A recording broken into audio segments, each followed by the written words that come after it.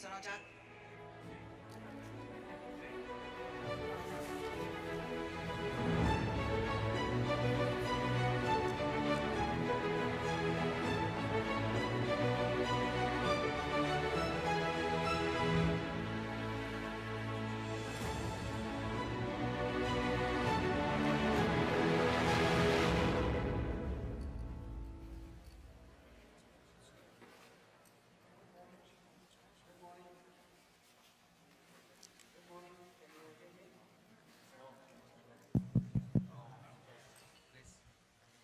Good morning, delegates and members of the Coimbra Group, and welcome to the Aula Magna of the University of Padua. First of all, we are really glad to have you here, and we hope you enjoyed the fruitful discussions during the working group sessions yesterday, as well as the aperitivo in our beautiful Palazzo della Ragione. And we are about to start a public conference, but before, just a kindly reminder that the use of the mask is compulsory, except for us, the speakers. And the first session of this public conference goes under the title 800 Years of Academic Freedom, Lessons from the Past to Shape the Future.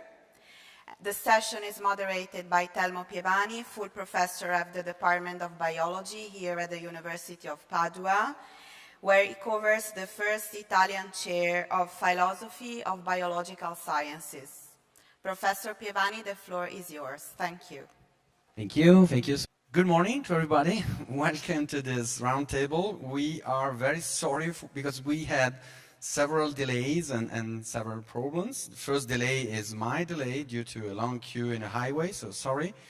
And the second problem that we had, and we are very sorry about that because our rector, Professor Daniela Mapelli, doesn't feel good this morning, but nothing worrying. It's a light problem, so she's sorry, but she can't join us for this roundtable. So we say that we can start without, unfortunately, our rector. We have a lot of topics and issues to share in a very, very important argument that is the academic freedom. And I decided, in order to share some first thoughts and ideas, to give the floor as a beginning to a video contribution by a very important member of the European Parliament, that is Christian Eller, who has been strongly involved in academic freedom policies of European Union and mainly related to research and so to universities. So please, now we can hear the contribution by Christian Heller, and then we will start our roundtable. It's a 3-minute contribution.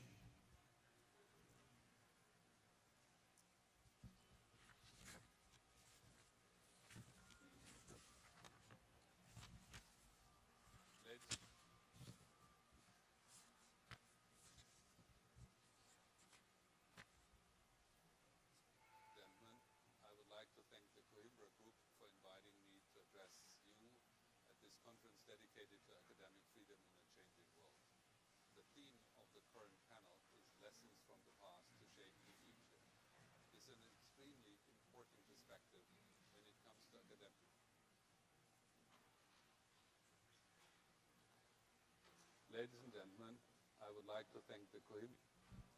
There's no audio? I would like to thank the Coimbra Group for inviting me to address you. Start again, please. Dedicated to academic. Ladies and gentlemen, I would like to thank the Coimbra Group for inviting me to address you at this conference dedicated to academic freedom in a changing world. The theme of the current panel is Lessons from the Past to Shape the Future. This is an extremely important perspective when it comes to academic freedom in Europe. As a German politician who grew up in a divided Germany, the failures of the 20th century are at the core of what drives me in public office. In the 30s and 40s, academic freedom in all of Germany suffered greatly. However, too often West European politicians forgot that in Eastern Germany, academic freedom suffered under the communist repression until the late 80s. This was sadly true for all East European Europe. I am gravely concerned about seeing the return of attacks on academic freedom in Europe in recent years. In the 20th century, we lost academic freedom because we did not defend our fundamental values properly. We are at risk of doing the same in the 21st century. For the protection of academic freedom, we rely on norms. We have seen in recent years that this is not enough. European founding father Jean Monnet wrote that nothing can be created without people and that nothing lasts without institutions. After the fall of the Berlin Wall, European people created the norm of academic freedom. We now need to institutionalize it to make it last.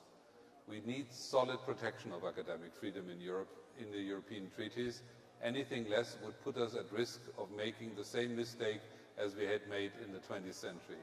I invite the distinguished panel to reflect on this proposal, and I wish you all a fruitful discussion. So, thank you.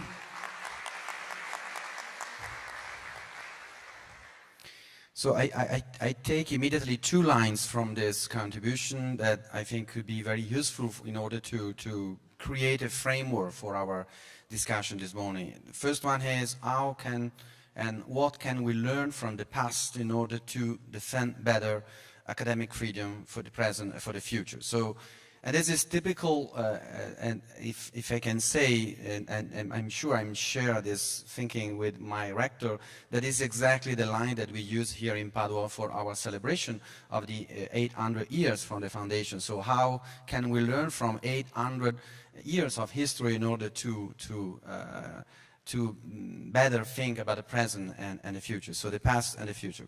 And the second line that I immediately take from this contribution is that academic freedom is not something granted, but it's something that we have to defend continuously because academic freedom has many enemies. And these enemies are very present and very powerful today, unfortunately. So for us as a university, so whole academic freedom means from a long time, from Galileo, from Copernicus, for the birth of the modern medicine, means free ideas that we can express without any negative consequence. So it's freedom of expression, of course, freedom of research and teaching, freedom of movement, that has been so important for us here in Padua. So freedom of movement, so being able to host people coming from other countries without any interest about faith or other distinctions. So it's not granted because academic freedom has many enemies. The enemies of academic freedom are very different. They could be religious ideologies or fundamentalism, of course. They could be authoritarian leaderships or dictatorships, of course. It could be also a kind of self-censorship could be an enemy of academic freedom. We could discuss about that. And also business interests, private interests. So many different enemies can put academic freedom under threat and at risk. So for us here in Padua, it means security, independence, and active citizenship. We work a lot here for this idea that university can promote scientific, cultural, and active citizenship, not only for our students, but also for the general people and audience. And also, as you have now heard from Christian Heller, we are going to discuss academic freedom in a very dramatic moment, of course, with new crises and new connected, interconnected crises. So environmental crisis, political crisis, war, conflicts, and so on. We know that today, after a period in which we have seen an increase of, for example, of the democracies in the world, the countries, now in the previous couple of decades, we have to see that unfortunately less than half of the countries in the world are real democratic in terms of freedom of speech, of expression, of research and teaching. So unfortunately, we have many autocracies. So you know that here at the University of Padua we are also strongly involved in networks like Scholars at Risk. So that's the reasons why we are so happy to discuss about this topic today. We prepared and we share with our guests many questions. I'm not going to go through all the questions because I prefer to discuss each one with our guest. And for the first, I'd like to give the floor to our representative of the Charles University in Prague, Milena Kladíšková. I hope that the pronunciation is right. And my question for you is related to the past. So, what did it mean for your university to protect and promote academic freedom in the past, and what can we learn from the past for the present? And welcome here. Thank you. Good morning. You have to open.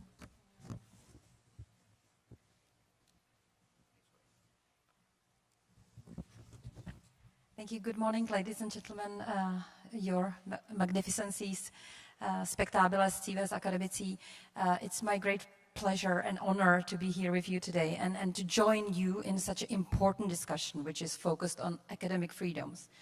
Academic freedoms, and we all know that, are so strongly connected to freedom, to our human rights, that the society and university is always something that cannot be separated. The issue of academic freedoms and the issue of the freedoms that we have in our societies cannot be separated. Actually, in Czech history, we have plenty of examples how the free university can flourish only in free society. A very recent example, in fact, from a history of 20th century is probably the part of Czech history that you all will know, 1968, when the socialistic society started to be more open.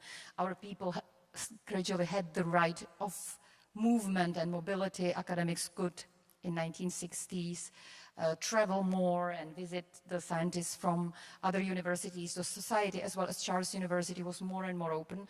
But then, as you all probably will know, the Warsaw Pact armies and the Soviet Red Army came to Czech Republic, invade Czech Republic and stayed till 1989.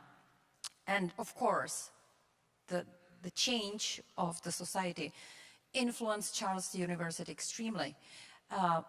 Starting the invasion, the academic freedom and academic rights, the possibility of movement, the possibility of free speech, free education, free research was affected very strongly. So that would be one recent example how Charles University, how Czech Republic were affected, were connected and affected by a strong, how to say it, impact of something which is not democratic.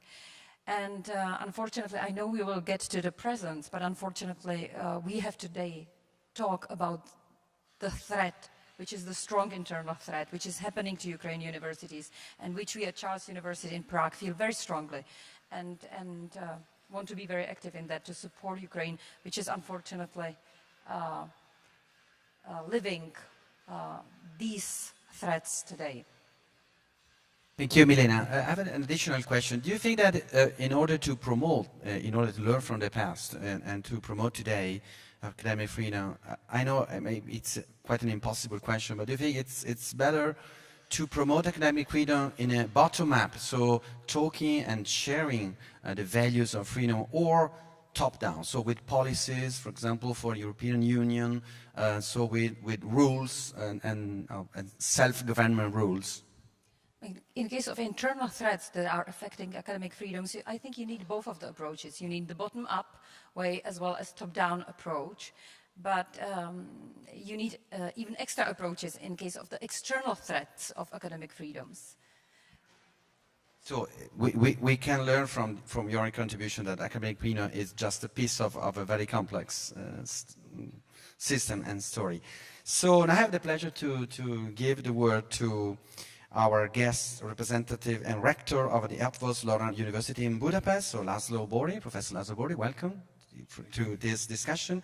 And the question for you is more related to present. So what does it mean for your university and, in your opinion, for European Union to protect and promote academic freedom? Thank you very much for the invitation. Good morning, everyone. When we mention academic freedom, we have to consider both the individual and the institutional aspect of this term. As a university, we should try to strengthen and support both these aspects. Eötvös Loránd University is a leading institution in the Hungarian academic institutional system, and we have a special role in representing and supporting and encouraging the academic freedom. Our university is a member, our university signed the Magna Carta Universitatum, and we are also member of different and significant European university networks which promote and encourage academic freedom and academic heritage. And in some of these university alliances or university networks, our university is the single participant. So we have a double role. We have to represent the academic values of our university and of our country in the European networks.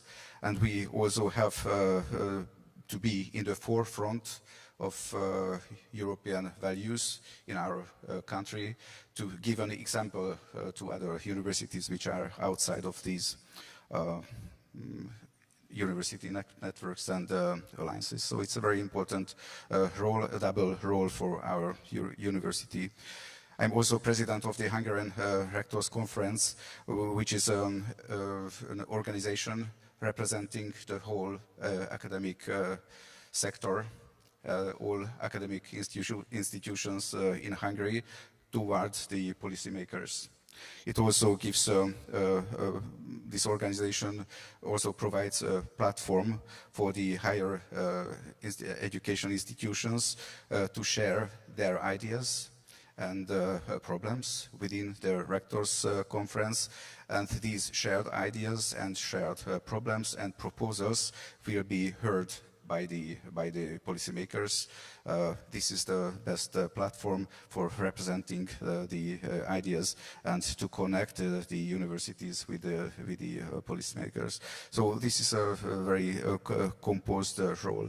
What the past offers for us is to learn that not let things happen again. We also have our experience what the Czech Republic had in 1968, 12 years before, in 1956, there was a revolution of the Hungarian people against the communist system, against the Soviet Union, against the Red Army. And during 33 years after the repression of the revolution, we have learned what freedom really means. Freedom and responsibility toward society, toward the citizens of the university, representing the main and old ideas of the academic world. Thank you. Also for you, I have an additional question. We have a war in Europe in this moment. What do you think that, how can European Union deal with countries outside Europe in a general sense with respect to academic freedom? As an example, as a promoting or collaborations, how do you think? Our university is a multicultural university since decades. We have our experience in flexibility, in expertise, in patience with students, with countries, with partners, with another cultural background than ours. So it's always the main goal is to find the common and mutual understanding with these countries. We are a neighborhood country of the Ukraine, And we have a lot of multilateral contacts with the Ukrainian universities, especially in the western part of the Ukraine, because their Hungarian minority is living there in the Subcarpathian area. So it's an interesting interconnection with the Ukraine. In one part, we try to help for the Ukrainian refugees, Ukrainian refugees. Then for students and the university staff or other family members coming from the country of Hungarian origin, and for this third country students. So I think all European universities confront with the same problem, to accept the refugees, Ukrainians, and third country refugees, not only students but also the teaching staff. Also to give a possibility to create the internet connection for Teams lessons, Teams classes, to be able to continue the academic year. At our university, we give a provisional guest student status for the refugees student. We accept everyone. They don't come in a very high number. They try to stay in the Ukraine. I think the Ukrainian government supports the universities which keep the students in the country. But we try to help in any possible methods for the students, teaching staff, and their family members. So I think this is the main help what we can offer by the moment, and we just can hope that this crazy situation is this brutal war comes to end pretty soon. Yeah, we have also to remind that during the Cold War and during many other critical moments, academic freedom in terms of dialogue, in terms of collaboration between scientists all over the world has been one of the few open doors of dialogue during this period of crisis. Absolutely. Maybe I've heard something about the connection. Maybe do we have the connection? Oh, great. So now we have the connection with the European Commission, with Dr. Joanna Drake. Can you hear us, Dr. Drake? Dr. Drake is Deputy Director General of the Direction of Research Innovation at the European Commission. Welcome. We can see you now maybe, but we can't hear you. Just wait a moment. No, okay, now it's okay. Now we can hear you. Buongiorno a tutti.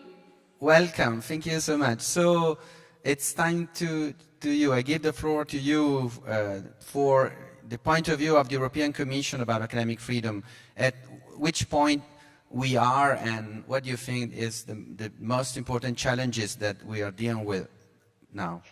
First of all, I need to apologize for connecting so late. I was literally stuck in traffic for 1 hour. This is Brussels traffic in the morning. So I greatly apologize for that, and it's really a great pleasure to be here with you today on behalf of European Commissioner Maria Gabriel. Well, I think it is a very timely topic. It is very important. It actually joins up with whatever's happening with the context, with the international context. But if we go back to the fundamentals, you asked about what point we are. Let's start from the fundamentals. I think fundamental values such as academic freedom, such as freedom of scientific research, and also the foundation of many recent declarations of the EU, and just to mention the Charter of Fundamental Rights, the Bonn Declaration, the Rome Ministerial Communique, the European Strategy for Universities, the Pact for Research and Innovation in Europe. All of these already have embedded in them the principle of academic freedom. But the problem is it cannot just be a principle. It needs to be actively pursued, actively defended. I would say actively defined in the context, whatever context we have in the world. And I think where we're at, just to answer your question, is that we want to develop a coherent approach at EU and the national level when it comes to safeguarding academic freedom and to continue to define academic freedom. For this reason, we would like to set up a European monitoring system for academic freedom in Europe and the corresponding action plan. If you look at the ERA policy agenda, and very particularly Article 6, it talks about the deepening of ERA through the protection of academic freedom in Europe as such. And as you know, in the ERA forum, this is being discussed very avidly, together with the member states, together with all stakeholders, and it will be implemented in the next 3 years. So this is where we're at. I also know, I'm very glad that the Coimbra group is working also on this. This will be complemented not only with an action plan, but also with guidelines on how to, what we are saying, mitigate foreign interference in research and innovation. These were published already in January, but it represents a toolkit, and I'll be giving some examples later on about, how we think that, this toolkit should work in terms of actively not only preserving it, but also actively defining more and more in a live context what academic freedom is. Thank you. So can you stay with us now? So because now we're just the beginning of our discussion. So thank you. And it's your contribution is perfect for me to give the word to the Marie Curie Alumni Association. Now we have here Gian Maria Greco, is a board member of this association, because you said, Dr. Drake, that academic freedom is just as a principle, but it has to be a reality. It has to be a reality that we have to promote. And European Union calls for university, I read, to be places of freedom for speech, thought, learning, research, and academic freedom at large. Academic freedom cannot be isolated from institutional autonomy, nor from the participation of students and staff in higher education governance. So what the role of your association? What do you think about the which point we are in academic freedom in Europe as a concrete reality? Good morning. And on behalf of the Marie Curie Alumni Association, thank you for the invitation.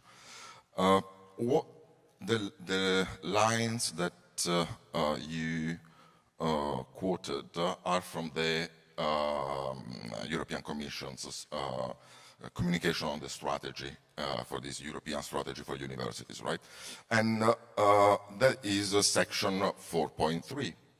And the very end of that section talks about diversity and trust. And it's very interesting, the fact that the section right before that one, the 4.2, is all about equality, diversity, tolerance. And I think here is where the alumni associations, students associations, associations, organizations of postdoc, non-tenured researchers can contribute, can provide a great contribution towards academic freedom, because diversity is crucial. There is something that we are slowly making as part of our principles, which is the principle used by the European Disability Forum: nothing about us without us. So we want to be heard, we want to represent our voices. And what's interesting for us is that we are an organization of more than 20,000 members from 151 countries. And so we really have a wealth of voices and experiences, disciplinary expertise, the most different ones, languages, cultures. What all of this has to do with academic freedom? Well, we need to hear these voices in the process of not just guaranteeing, because before guaranteeing, we have to understand what are the threats, what are the problems. So if we don't listen to all this wealth of voices represented by students and so on, then we risk of ignoring and losing a part, a crucial part of data that we need for this process. And something that you mentioned, is it either a bottom-up approach at the beginning or a top-down, right? I think both are needed, at least when it comes to academic freedom. Because what I've been trying to say is a kind of bottom-up approach. We need to hear the voices, the differences, the problems, and then maybe later I can discuss what we've been doing in specific cases in scholars at risks, researchers with disabilities, Ukraine, scholars from Ukraine. But this is all a bottom-up approach, with a perspective. We need to hear these voices. Then we also need a top-down process where we can define those boundaries that should not be broken in order to guarantee academic freedom. You can't do this.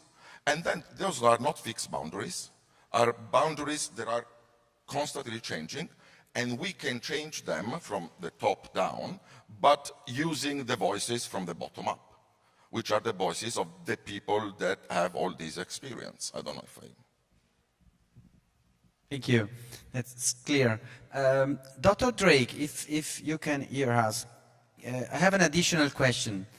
We are discussing in these days about this decision about the ecological transition, and so in order to have precise year in which we have to change our market, for example, for cars and so on. And many people say that Europe is accelerating this process. Do you think that we need a similar acceleration in terms of academic freedom? Because what we are seeing now, that clearly European Union, maybe, I don't know what you think, has the most advanced regulation in terms of academic freedom. An example for the world. Do you agree, and do you think that we have to accelerate again or be more gradual? I would say we need to promote it more.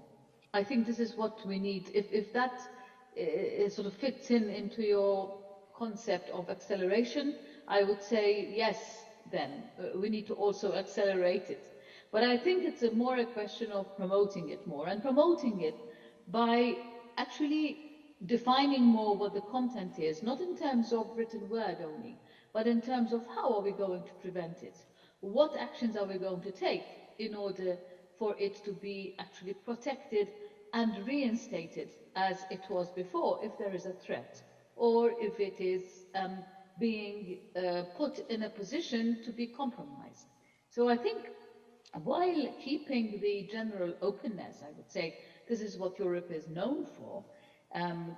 We have a general openness, even if you look at our research program with Horizon Europe, and also the way that the European Union deals with research and innovation. It is very bottom-up, as also the previous speaker was talking about in terms of, where do these principles come from? So retain that openness, but at the same time be aware that there are dangers out there, that somehow there are certain threats that could actually be there to sort of eat away at it, and maybe we're not even recognizing that it's happening.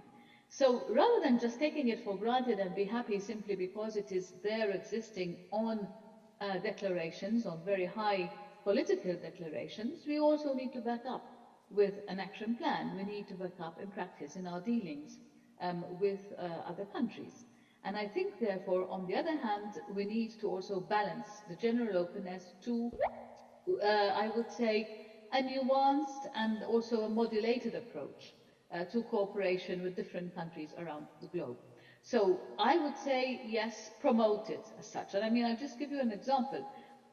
We have recently expanded the cooperation with the US with a strong research and innovation dimension and the renewed so-called transatlantic partnership, especially in energy-related areas. I mean, that I think already shows that, where we are agreeing, especially on energy and renewable energies, then we are very open in order to retain not only academic freedom, but also to team up with like-minded countries. Our cooperation with China, for instance, on strategic interests of the EU. We have to meet our minds there on the solving global challenges, which includes a prudent evaluation of the risks and also the opportunities of cooperating in high-tech areas while discussing on the framework conditions for cooperation are ongoing. But I think also in the Marseille conference, only this March of this year, we saw an agreement already between the member states over there via the French presidency on the core principles and values to be respected in international RNI cooperation. And as a consequence of this, we are now working with the member states for a multilateral dialogue with third country partners on how to use these principles and values as the basis for cooperation in real life negotiations, in real life relations. So I think acceleration, yes, maybe, but I think it's a question of really promoting it in a very substantive, visible and concrete manner.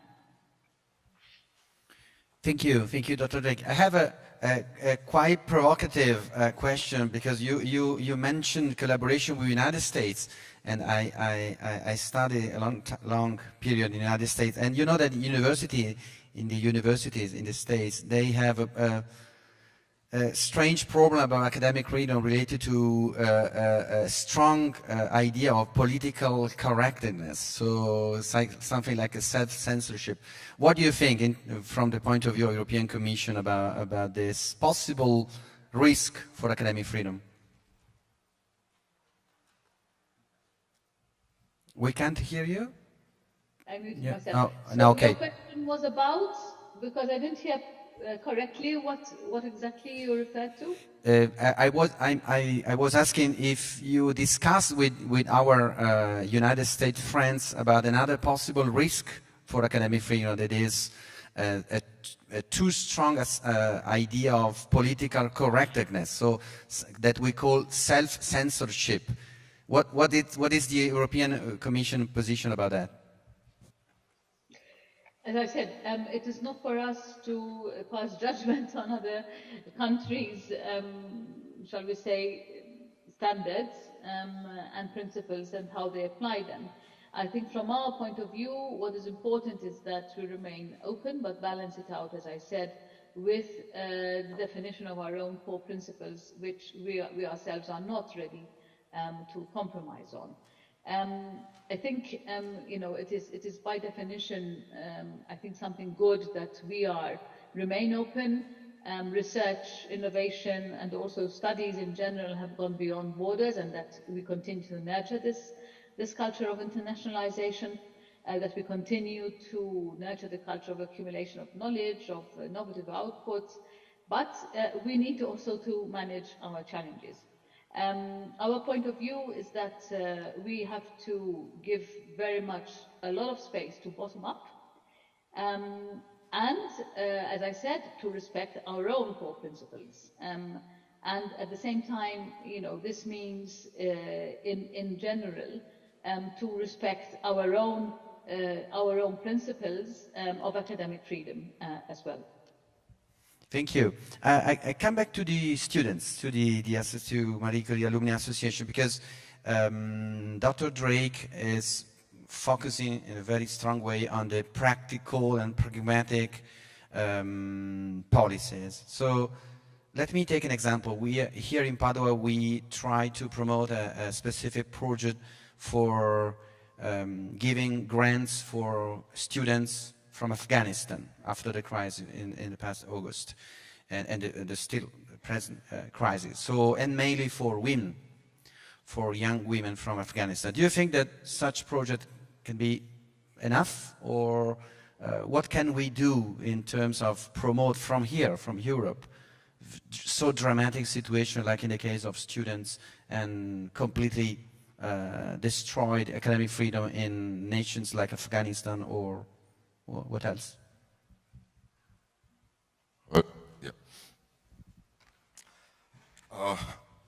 Yeah, I think there's plenty to do, and there's also a lot we can't do for many reasons. Geographically, there's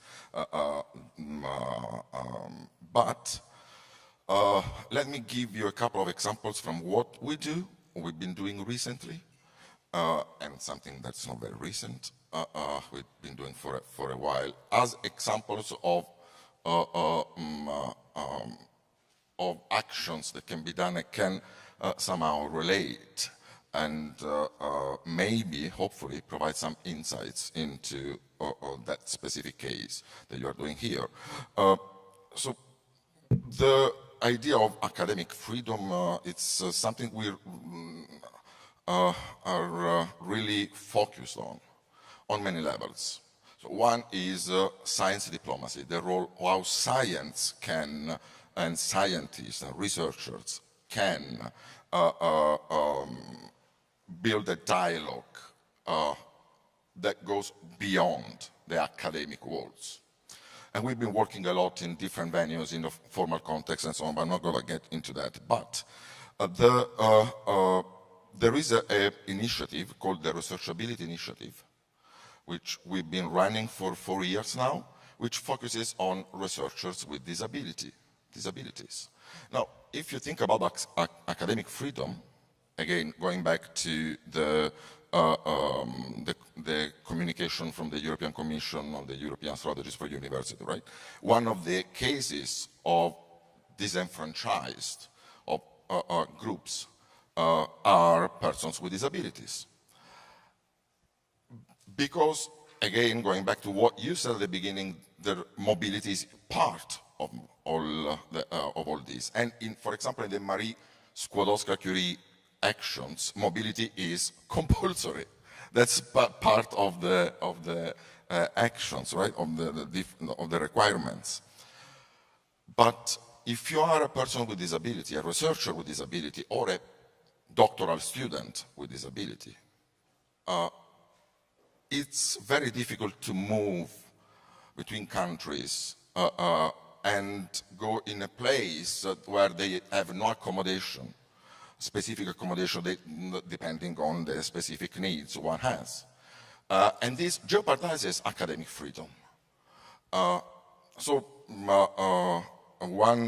We created this initiative 4 years ago now, and we have been gathering, bringing together researchers with disability, which were, all spread all over, but there was not a safe space to give them a voice. And we've been collaborating with the DG and the Commission, so that now, over the past 2 or 3 years, the Marie Skłodowska-Curie actions, they include a specific fund, extra, for researchers with disabilities, so that they can move and they can ask for these specific funds to, and these funds can be used to, I don't know, if you are, if you speak sign language, you can hire a sign language interpreter and things like that, or modify the lab. And I finally give you this other example, which is connected to Ukraine. We have national chapters, and one of them was in Ukraine, the other one was in Russia. And for example, our treasurer is a Ukraine researcher, and some of our more active members are from Ukraine. And when the war started, we really felt the problem, and one of the founders of Science for Ukraine is one of our members.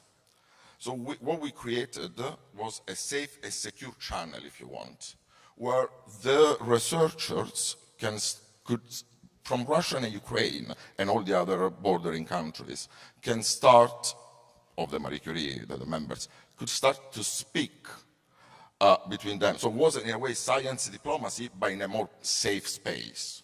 And that then transformed into public actions, fundraising, providing scholarships and other things. But that was started because we created a kind of safe place for those voices to be expressed. So even in the Afghanistan case, providing a safe place in cases where there is no real social safety, or there may not be. That is already, even from a distance, right, at a very long distance, that is already a way to give some support, I think. Yeah, that's very interesting. When we interview, when we dialogue with our students from Afghanistan, many of them said that, yes, thank you so much for your hospitality, we will study here, but then we want to come back to Afghanistan to change our country, to change our society. And that's great. That's the idea of mobility.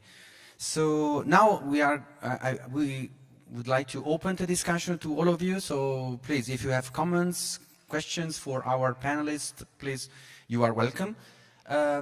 So start to think about it. Yes, I'm arriving. Just a final question from my side for our friends from the Eastern Europe, because you are two rectors of two very important university in Eastern Europe. And Dr. Greco mentioned science diplomacy.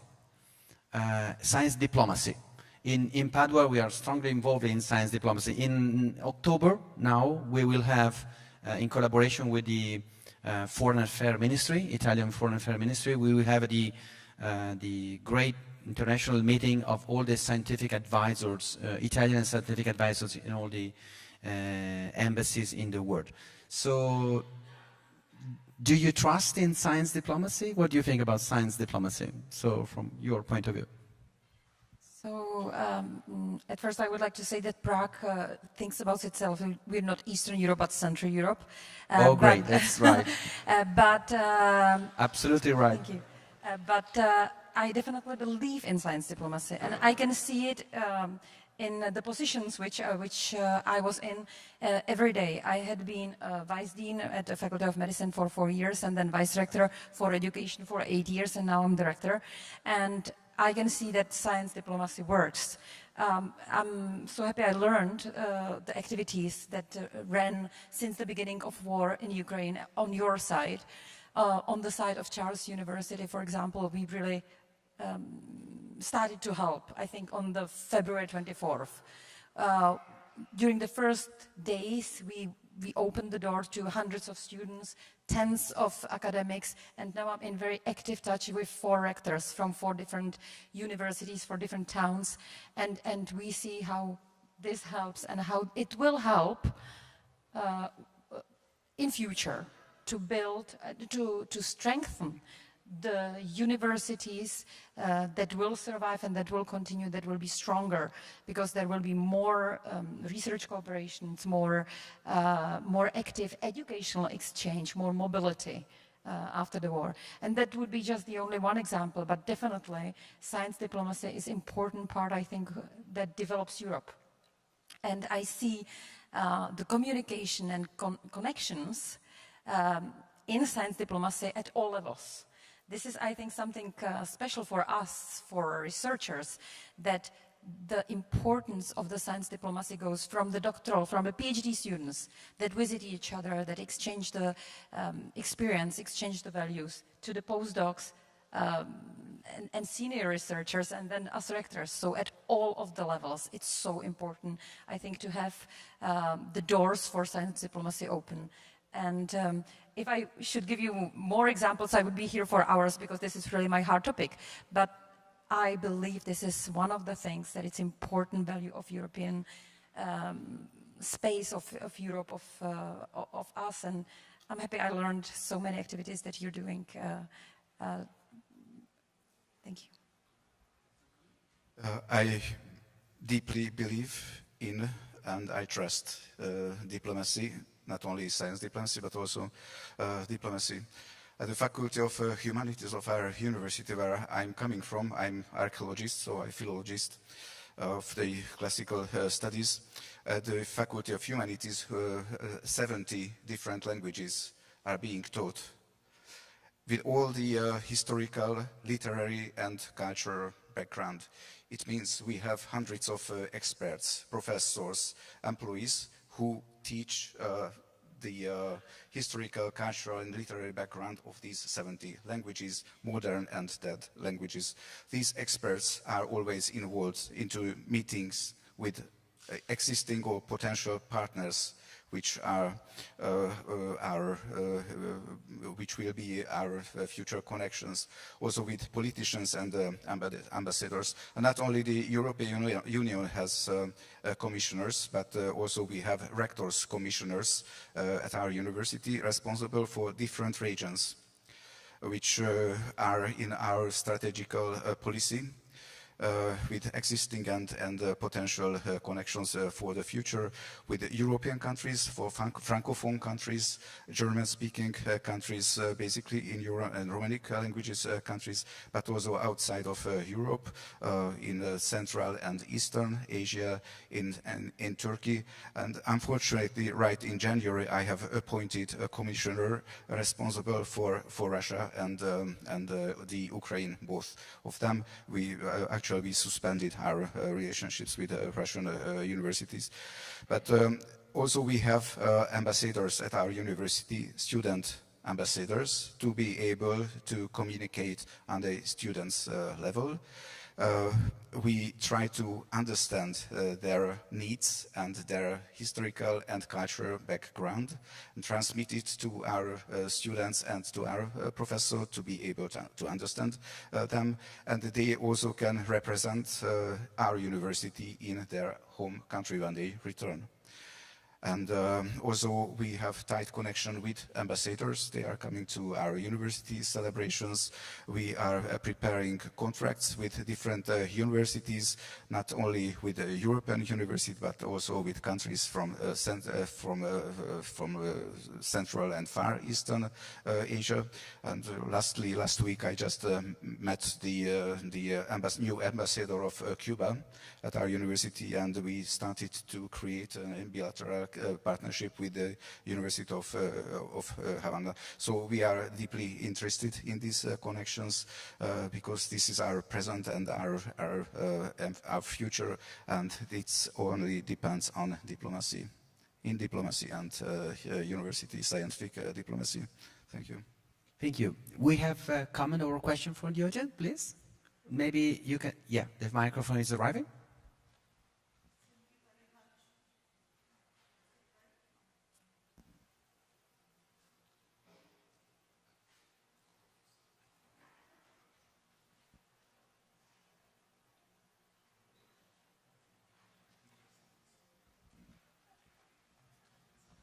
Not working.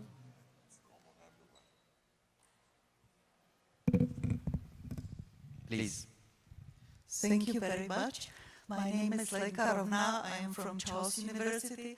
I would like to support the statement by the rector of Charles University saying that society and universities are inseparable.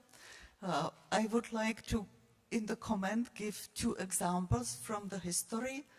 One was the fate of the former rector of Charles University, Jan Hus, who was a follower of Wycliffe's ideas and predecessor of Martin Luther, who was burned at stake in 1415 in Constance because of protecting truth for him and his followers.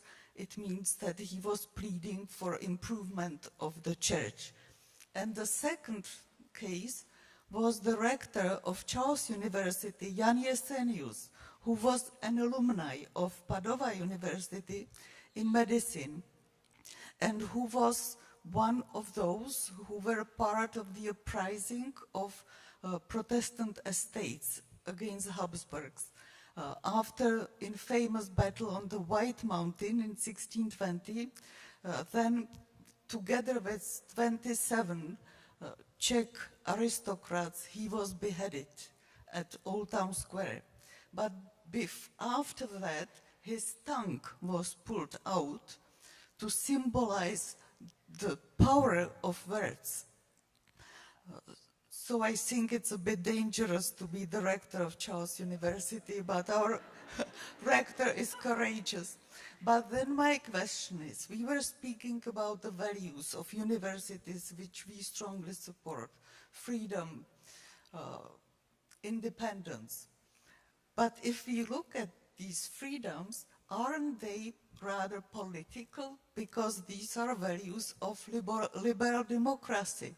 So how can we deal with that when we want universities to be apolitical and impartial? Thank you. Thank you. That's a great point. Dr. Drake, yes, please, for the comment. I have a couple of comments on the science diplomacy point, and also maybe on the point that the previous lady from the audience also just made. Well, first thing, science diplomacy, do we believe in it? Of course we do.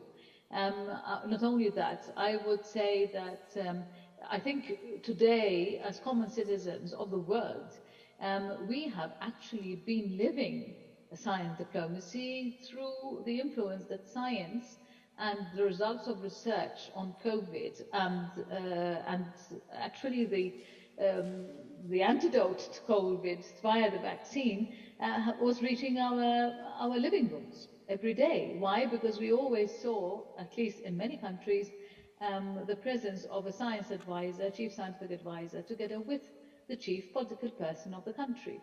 What does that tell you? It tells you that science is informing policy. It is informing policy this time at the time of a world pandemic, but I don't think it needs to be at the point of a world pandemic, global pandemic, for science to inform policy. I would therefore say that we also would believe that there needs to be a very visible and functional ecosystem of science advising policy. And I think this is where also we need to have much more of a coherent, coordinated approach, even at the European level.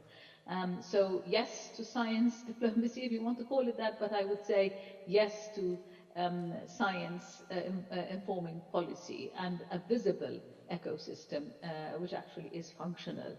And I would say, going back also to the arguments being made about the Ukrainian students being incorporated, we are also at the moment very much welcoming Ukrainian students who obviously postdoctoral or pre-doctoral as stagiaire also in the European institutions. I think the whole point about the ecosystem is to ensure that not only, of course, Ukrainians because of the situation, but also researchers and doctoral or postdoctoral or pre-doctoral students are actually given the opportunity to already be part of the decision-making and governance processes in the member states or in the countries in general. This is part also of the democratic system, but even more part of science informing policy at the timely moment. The other point about the lady who just spoke now, wondering what we could do in order to defend academic freedom, and isn't this political? Well, I mean, I think at the end of the day, everything boils down to political argument, maybe a political with a small p rather than a big P. But I would say there are a lot of things that we could do to make academic freedom visible, but also to define it more in substance and also to respond to threats of it. And I give you a couple of instances from the toolkit document I mentioned earlier. Under the Global Approach communication, which was published last year by the European Commission, as for instance, I think we need to have a bit of a due diligence type of approach, like an investor before going into making an investment carries out due diligence. And I think, for instance, in order to prevent any attack on academic freedom, one could establish a foreign interference committee integrated with existing institutional structures and responsible, for instance, for raising awareness through education and training and monitoring potential risks, the management of research data and intellectual assets and international corporations. I think this is very feasible, and that can be done by the universities. A response measure also could be if, for instance, there is a cybersecurity attack. You can plan for the incidents of this attack, which could be, for instance, via clear processes involving both the affected parties and those required to handle the response. So I think if we think concretely enough about what could be the attacks on academic freedom and how we want this academic freedom to look like if we had to draw the picture, a concrete picture. I think a lot of ideas come up as to how we could actually defend it. And of course, this is also political inverted commas, but this does not mean that it becomes less independent and less free. Thank you. Ludwig, please, the microphone here. So, Ludwig Tilly, I'm the chair of the Coimbra Group, and first I would like to thank Reco Mappelli for having chosen that topic, because this is indeed, this means that today Padova is really the beating heart of the academic values in Europe, and we should thank her and wish her the best, of course. I would like indeed to remind that probably one of the reasons why we are also celebrating the 800 years of this university here is because of academic freedom. And it is in a way very sad that we have to bring that topic again, because it means that clearly that this is not, or this should not be taken for granted. And the examples you've given is really the example of this. We should also mention that we had invited the European Student Union to be with us today. Unfortunately, they were not in capacity to join, but just to mention that students do have a very important role in safeguarding the academic freedom. So there is a but in this, because indeed we have seen from the speech from MEP Heller, but also in your speech, Deputy Director General, that indeed the Commission is really on our side, let's say. Of course, universities themselves are developing a lot of activities to make sure that society understands what it means to have these values. But clearly there is a third party here with which we, I believe, do have still a problem. These are the member states and governments. Because we see that actually in most countries in Europe, these values are more or less under the threat. It's not always very obvious, but evil is in the details. We've talked about the freedom of research, but what about autonomy? Autonomy means also the financial autonomy, and this is clearly one of the main issues that our universities are facing today. So basically my question to you, Dr. Drake, is how can we help you to make such that all the recent statements are really transformed into concrete support from member states?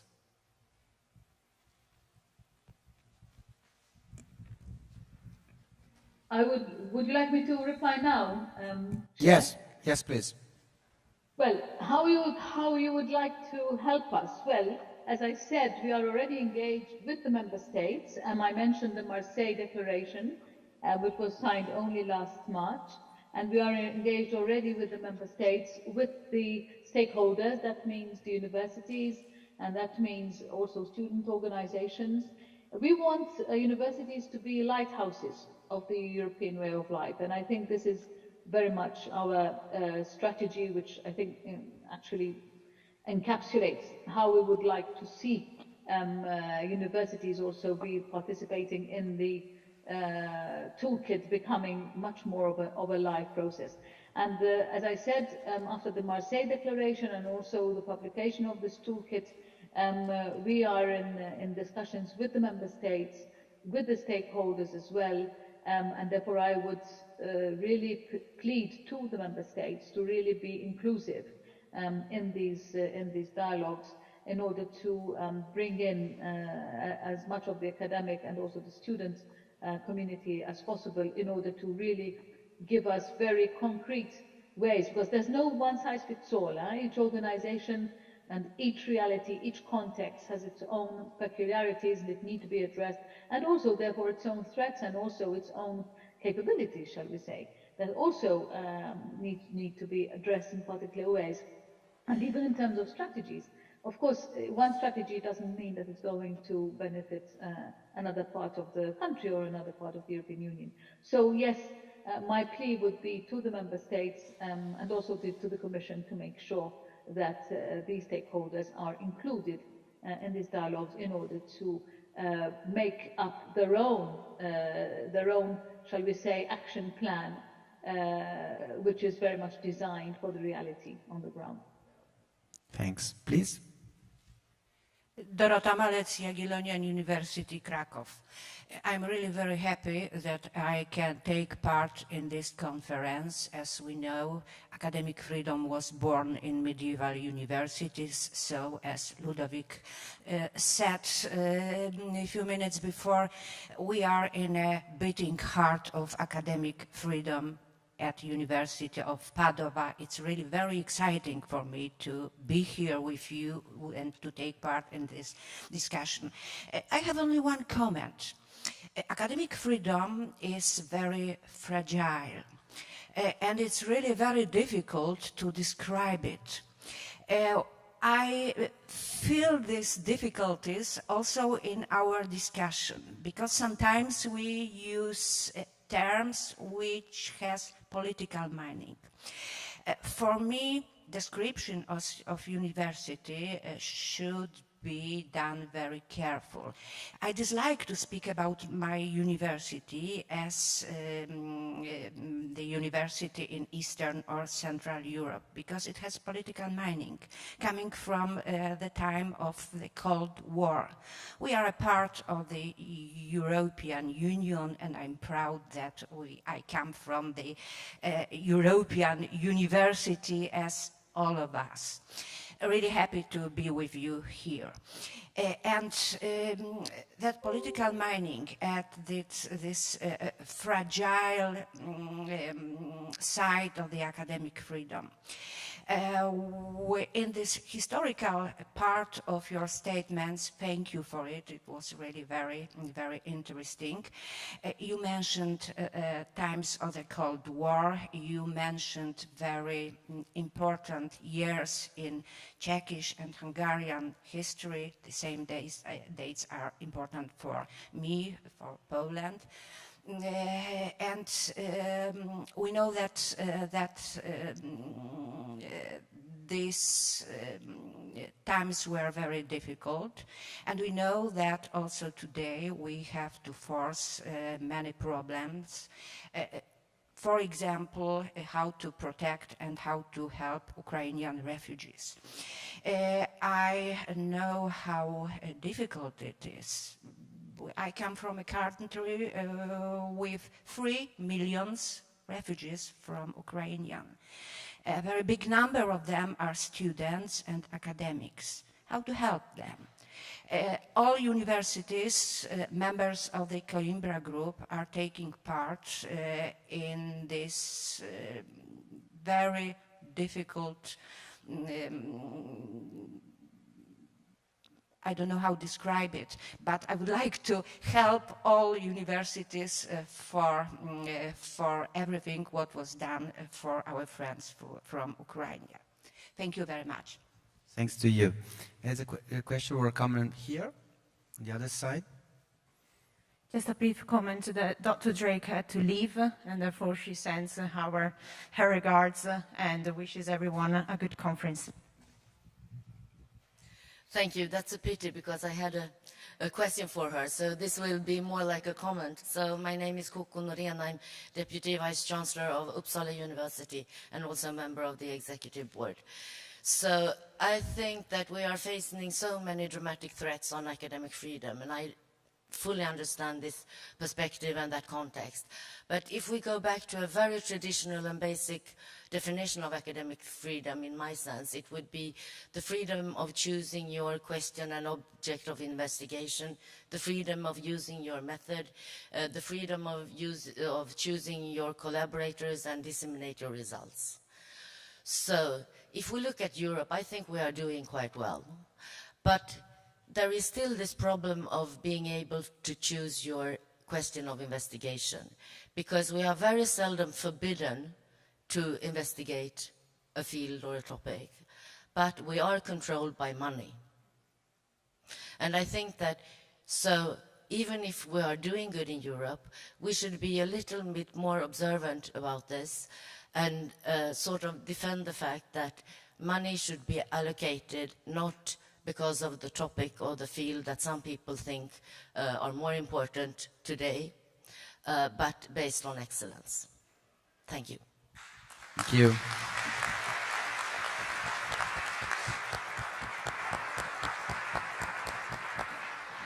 I'm sorry, we can share other questions and comments during the coffee break? Because we have to stop, right? Because we have time. Sorry. Oh, okay, the last one. Very briefly. Okay, because freedom of speech publicly. Thank you. My name is Britt Dahmen from the University of Cologne. And I would like to make another example of a concrete defendants of academic freedom. The Hungarian state banned the gender studies from the curriculum and as an academic discipline, and I'm interested in what kind of actions we could take to defend this academic freedom there in that case. Thank you. Thank you. So let me thank so much our panelists. Just to say on behalf of our rector that the University of Padua is grateful, and we feel the privilege to be part of such a wonderful network like the Coimbra group. And it's granted that we, as University of Padua, we will do all the best in order to defend academic freedom as we do for a lot of time. So thank you so much for this occasion. Now enjoy the next session and the coffee break. Thank you so much.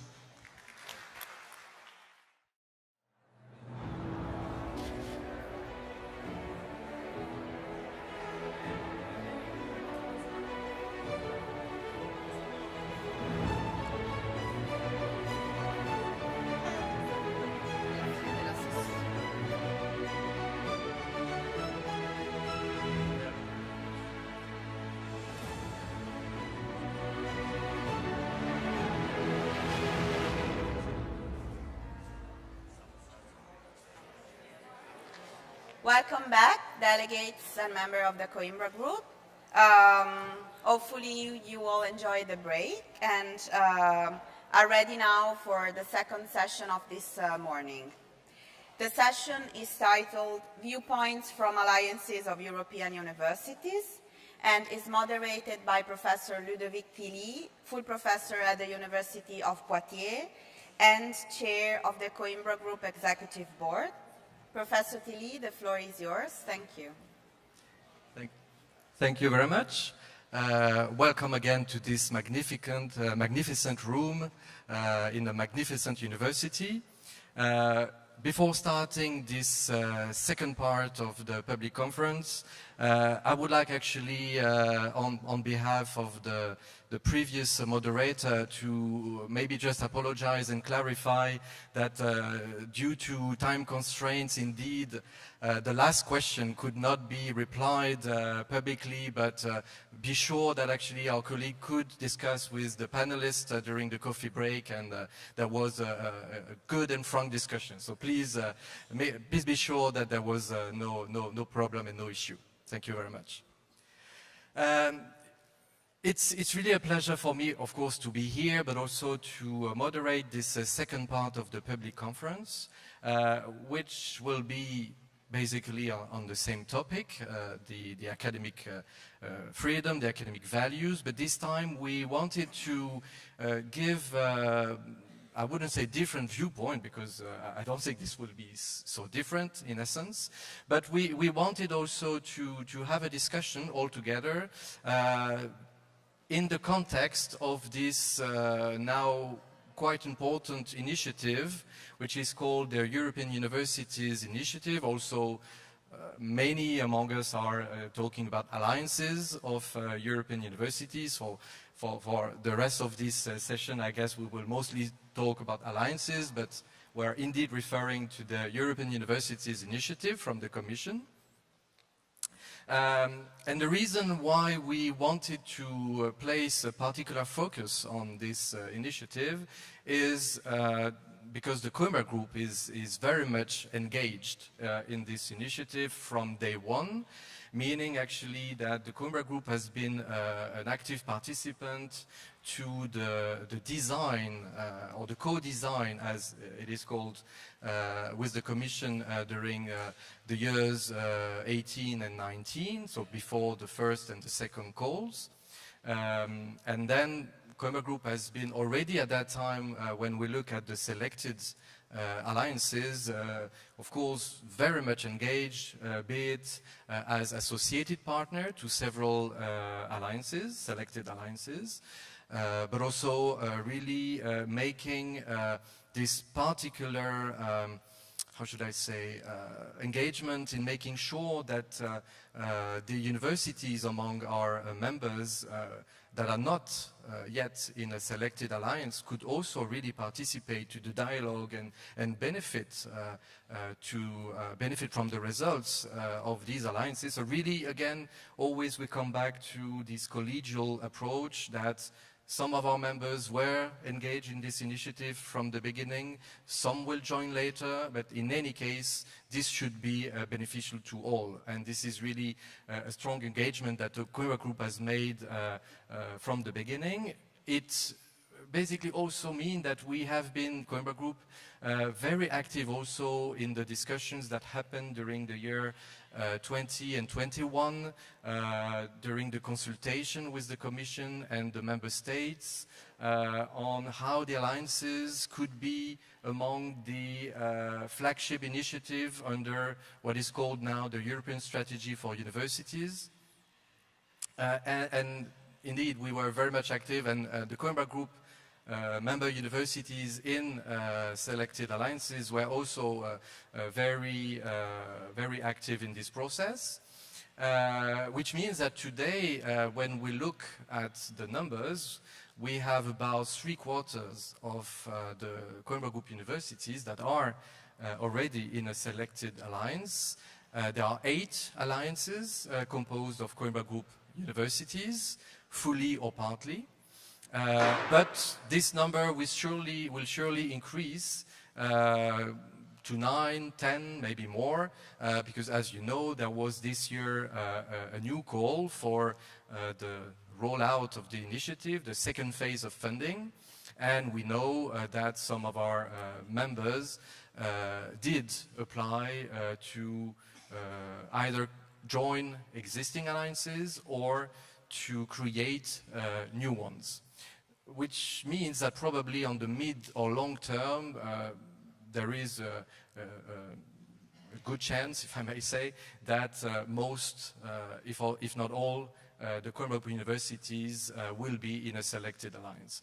Which is, I think, not just a coincidence. Because among the objectives of this initiative, there is this idea that international cooperation, the fostering of mobility for students, staff, researchers, teachers, basically the whole academic community, these values are actually at the very core of the Coimbra Group from day one, from back to 1985 when the group was created. We should maybe remember that actually the Coimbra Group has inspired the Commission to create the Erasmus program. And this was because indeed this idea of fostering mobility among students was something to be valued, that the Commission indeed consulted the Coimbra Group and the first program was created. So all these aspects, and in particular the fact that when we go back to the description of this European Universities Initiative, clearly there is a wish from the Commission to foster the values among, the academic values among them, but also the fact that indeed international cooperation and the link with society is of course absolutely needed in current times, and the previous panel has shown that unfortunately this is still to be safeguarded. So it is this engagement from the Coimbra Group in this initiative that led us to organize already several sessions, public sessions at annual conferences or other events on that topic of the alliances. So this was the motivation for this session, and we invited some representatives from the 8 already selected alliances composed of Coimbra Group universities, and they will share with us how their alliances are indeed participating to this idea of strengthening, of disseminating the academic values and the European values among their activities. And just to finish the introduction, to prepare this session, we propose a series of guiding questions, which I will just briefly, I will not mention them all, but just to give you an idea. In particular, we ask our speakers, how can international cooperation between universities help strengthen academic values, and how are, if they are, the alliances showing the way forward? Do alliances encounter any barriers with regard to academic freedom and other academic values, typically autonomy, social responsibility, equitable access, accountability? And how can alliances build trust and connection with societies through academic values? So these are some of the guiding questions that we have asked to the speakers, and now they will each have 5-6 minutes, let's say, to present the viewpoints from their alliances, and we will then have a question and answer session so that you can also discuss with our panel members. So first I would like to thank them all for having accepted to be with us today, and it's my pleasure now to really start this presentation, and it's of course more than a delight to first welcome in this panel Dorothy Kelly, who, of course, we all know in your capacity of previous chair of the Coimbra Group Executive Board. You are Vice Rector for International Affairs in Granada, and you are the Alliance Coordinator for ARCUS. So, Dorothy, the floor is yours. Thank you, Ludovic. Good morning to everyone, and first of all, can I just express my congratulations to our hosts on their 800th anniversary. 800 years defending academic freedom in a transforming world. It is no mean achievement. So congratulations and thank you for hosting this very, very interesting and inspiring conference.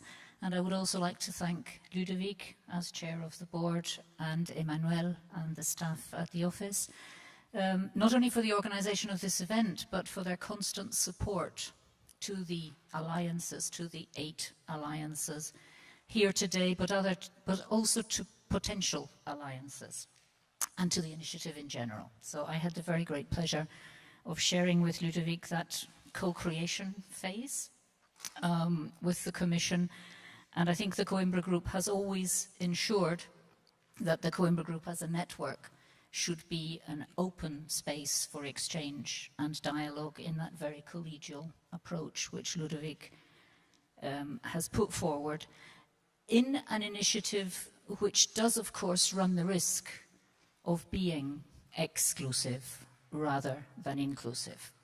And I think that's an important point when we're thinking about our academic values. It's a little bit hard to be the first one and to break the ice, but I shall take up the challenge. And without actually explicit mention of the guiding questions, I am going to attempt to follow the script which Ludovic has provided us with.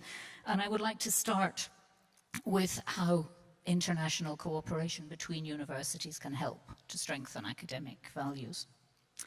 And I think this is something which is very, very dear to the Coimbra Group and which has always been present in the Coimbra Group. If we read the foundational documents right the way back in 1985, I think universities have recognized for centuries the importance of alliances to defend their common values at both national and international level.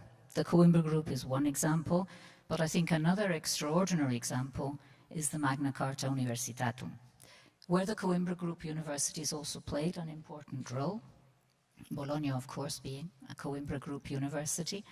The Magna Carta, which of course was first signed in 1988 and was one of the first recent attempts to express in a single charter, in a single document, those basic academic values. It's now been signed by over 900 universities and has been a very, very important document, I think, in the defense and the strengthening of academic values, not only in Europe, but beyond Europe. A document which I think of academic freedom in a transforming world has recently been updated in the light of global transformations, and I think that is very important. The new document underlines much more the societal responsibility of universities, the civic role of universities as global and local actors, and attention to inclusion and diversity. So I think that is a very, very clear example of how international cooperation can help. The Magna Carta has been an important platform in the defense of academic freedom in the light of attacks recently on academic freedom in various parts of the world, and sadly in various parts of Europe.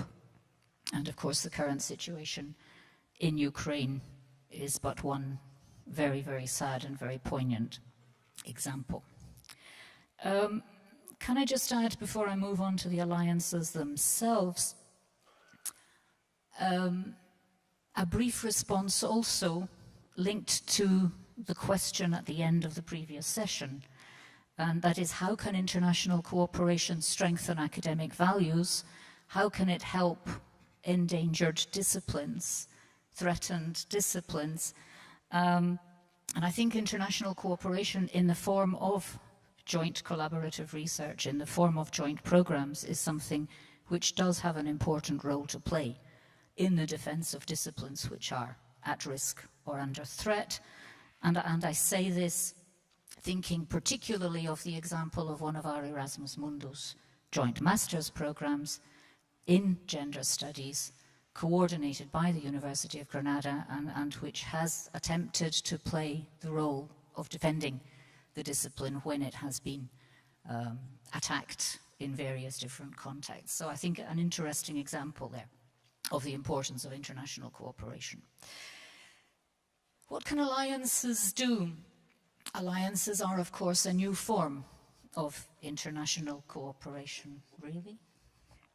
Okay, I'll be brief.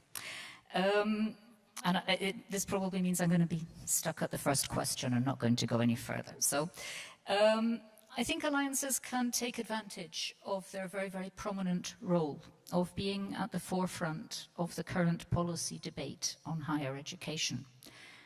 I'm not going to go into whether or not that is a good thing, because I think it has its pros and its cons. But I think that if we do have the advantage of being at the forefront of the policy debate, it is important that we take good advantage of being at the forefront of the policy debate and use our capacity for a degree of agenda setting. And I think bringing core academic values to the agenda is something which the alliances can do at that policy level, but I think we can also do it through our actual action plans, through our work plans. I'm thinking of how many of our alliances work with a view to the civic role of universities, with a view to the development of critical thinking, the defense of inclusive policies, the defense of diversity and equality, of societal engagement through new methodologies, some of which are challenge-based, others work in other ways, and by avoiding elitist approaches and discourses around the whole initiative. And just one final word before Ludovic tells me my time is up. Another way I think that the alliances can contribute is through not only our action plans and our work plans, but through our internal workings, through our internal governance. And I think that within our alliances and our governance structures, we can make sure that there is participation, that our academic values are of inclusion, of democracy, of democratic culture are truly present throughout everything we do, so that the alliances do not remain simply at a very, very high level management level, but rather permeate and pervade the entire institution and encourage participation. And I think I'll stop there. Thank you very much, Dorothy. Of course, it's a difficult exercise to summarize all the activities and the topic itself in just a few minutes. So thank you very much for keeping the time. So, of course, we will have time to come back to this during the discussion part. So it's also a real pleasure to welcome the next speaker, so Raul Ramos Lobo from the University of Barcelona, where you are Vice Rector for Internationalization, and you will represent and present Charmy. Good morning. Thank you very much for the invitation to be here today representing our alliance. As Dorothy has already mentioned, this is the perfect place to discuss on academic freedom. And we would also like to, or I would also like to thank Ludovic's invitation to be here today, but also to recognize the fact that, I mean, it has been some debate recently in Barcelona while we were in the UNESCO conference about the position of alliances and whether we cooperate or compete. And I think that today this is another evidence that we are cooperating much more than competing. Not only the Coimbra Group has facilitated this cooperative and collaborative environment, but also our participation in 4U1 and 4U2 have created permanent links that for sure will help us to develop our mission in order to defend our academic freedom and our values. In this first intervention, I would only like just to give you a couple of ideas about the questions that Ludovic has already shared with us. In the slides, you can see our logo in the middle, and surrounding our logo, you have the values that we have identified as an alliance, as those that we would like to defend and those that we would like to promote, not only within the members of our alliance, but also as a way to create awareness about the need of the new role that our societies are demanding to universities. Okay, let me just highlight a couple of ideas. The first one is that you can see that Charmy is a challenge-driven alliance. So this means that all our activities are linked, both in teaching and research, to the idea of finding research questions that are relevant, research questions that, of course, would like to have some impact on society, but at the same time, we want to be inclusive, we want to be sustainable, we want to be socially responsible. And this is not an easy task. I think that we should recognize, as Meritxell Chavez, our alliance manager, sorry, our alliance director, was also explaining yesterday in the context of the European joint degrees that we were discussing yesterday, that sometimes our objectives have some kind of trade-offs that are not easy to solve. For instance, we claim to be a mobile university, but at the same time sustainable. Okay? This is difficult to reconcile. But we also want to be inclusive and mobile. So again, here we have another problem. If we want to make mobility extensive, not only to researchers, but also to students and to our staff. In the context of today's questions, I think that this is very relevant because in the previous session, we also had this idea of whether we should approach a bottom-up or a top-down approach. Let me just share with you an initiative within our SWAF project that is called Torch. You also have here our logo, that was related to the idea of finding or starting to work into a common science agenda. Okay, this is something that is not easy. In fact, if you all see all these values, you can imagine that it was much more easy to agree on these values than on the way we want to implement them. Okay, so implementing a common science agenda, taking into account the diversity of our institutions, the research interests of our institutions, the links with each of the societies of each of our members, has not been easy. Okay, so what we tried to do in the Torch project was to find a procedure where we could involve researchers into the process of co-creation together with non-academic actors to identify relevant research questions that at the same time are being developed into a process that is transdisciplinary. Okay? This is also a very important word in our debate today. Okay? In one of the questions in the previous session, the issue of funding appeared. And this is a key point. And this is why, in the context of our alliances, this participatory process was somehow associated to the idea that at the end, there would be some kind of support in terms of funding, a support in terms of additional services, a support in terms of establishing connections between the different universities as a way to incentivize researchers to participate. But the key word here is that we need to convince the different actors in our universities and in our societies that the challenges that we have in front of us have to be tackled with, let's say, all the respect that we can and the recognition that all disciplines can provide some kind of relevant knowledge to these kind of challenges. And this is the difficult part, how to establish a procedure that has to be completely transparent, and this is another keyword here, because otherwise we are not respecting the rights of all our communities. We need to make our decisions based on rules that are known by everybody, where they have participated or that we can contribute in order to define them, and that must be known by all our actors. I think that this is something that is very, very important. The other idea that I also would like to mention in this first intervention is that one of the missions that we have as alliances is the fact that we must innovate, that we must transform. No? And this is one of the words that we have here today. And this is not easy to do at the university level, but it's much easier to do at the alliance level. Alliances can be a test bed for new ideas, for new projects. We can try them. We must evaluate them. And then we must come back home and say, okay, this has worked. Would you like to take this into your own university? And this is what we call the Germification process. And this is something that, again, as it's explained here, has to be done respecting, of course, each partner pathway and in a basis on equality between all the members of the consortium. Thank you. Thank you very much. For the next speaker, we will have an online connection. So this is an hybrid conference. So do we have our colleague connected? Yes, okay. So it's a real pleasure to welcome to this conference our colleague Johnny Lawson from Aarhus University. Johnny actually is not unknown to this community here. You've been executive board members for many, many years, and you are Dean for Humanities in your university and representing the Circle U Alliance. So welcome, Johnny. How are you? Thank you. I'm delighted to be with you today.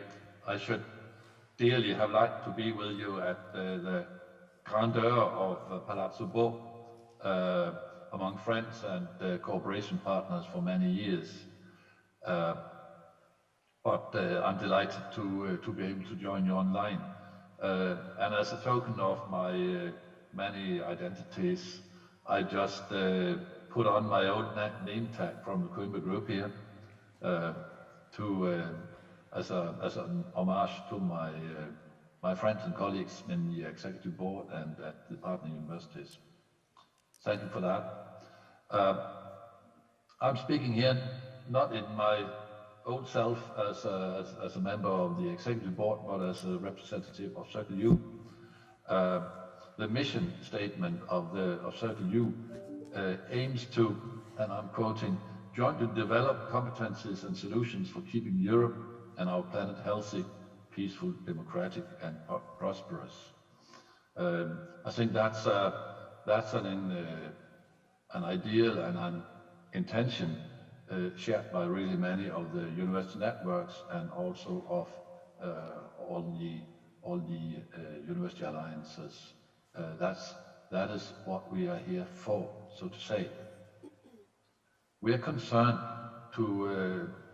by our work to be able to defend and protect the classical research culture at universities in their own right.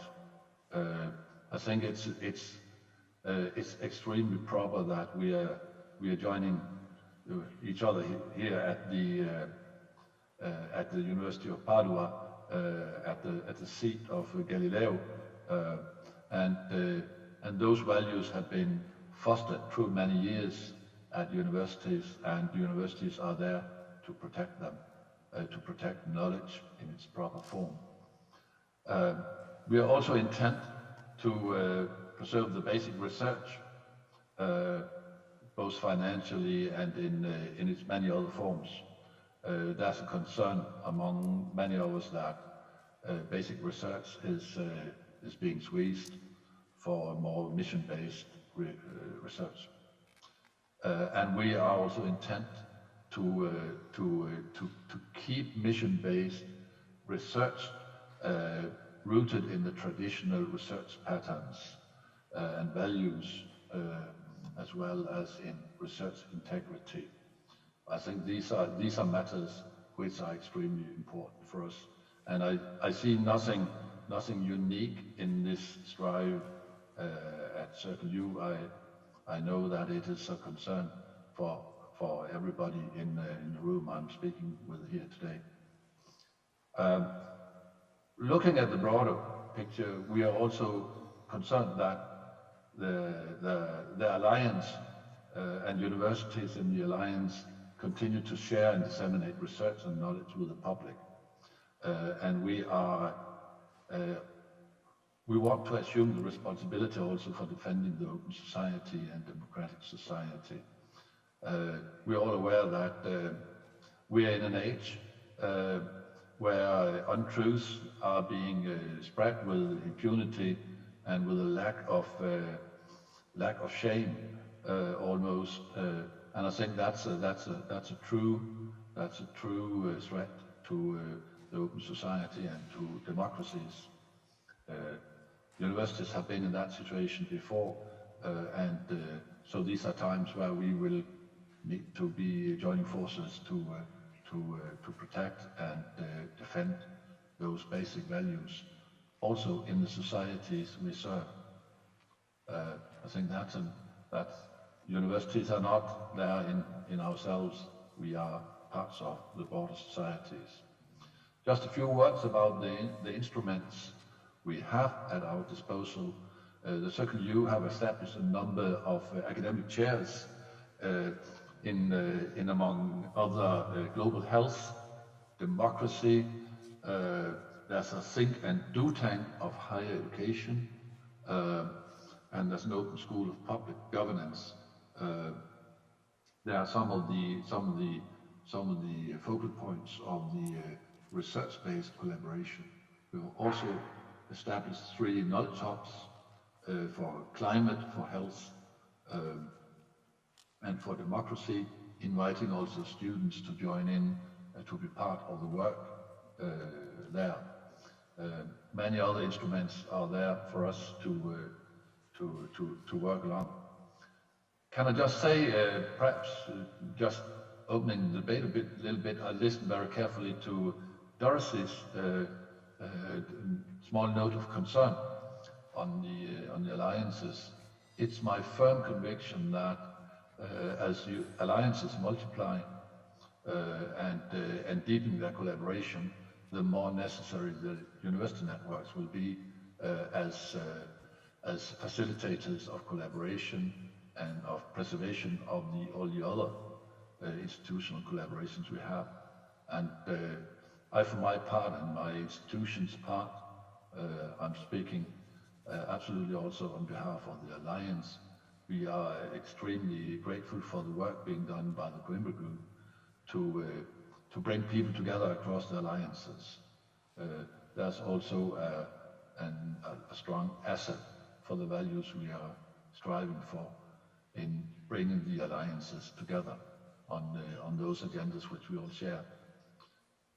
Can I close by congratulating the University of Padua with the anniversary?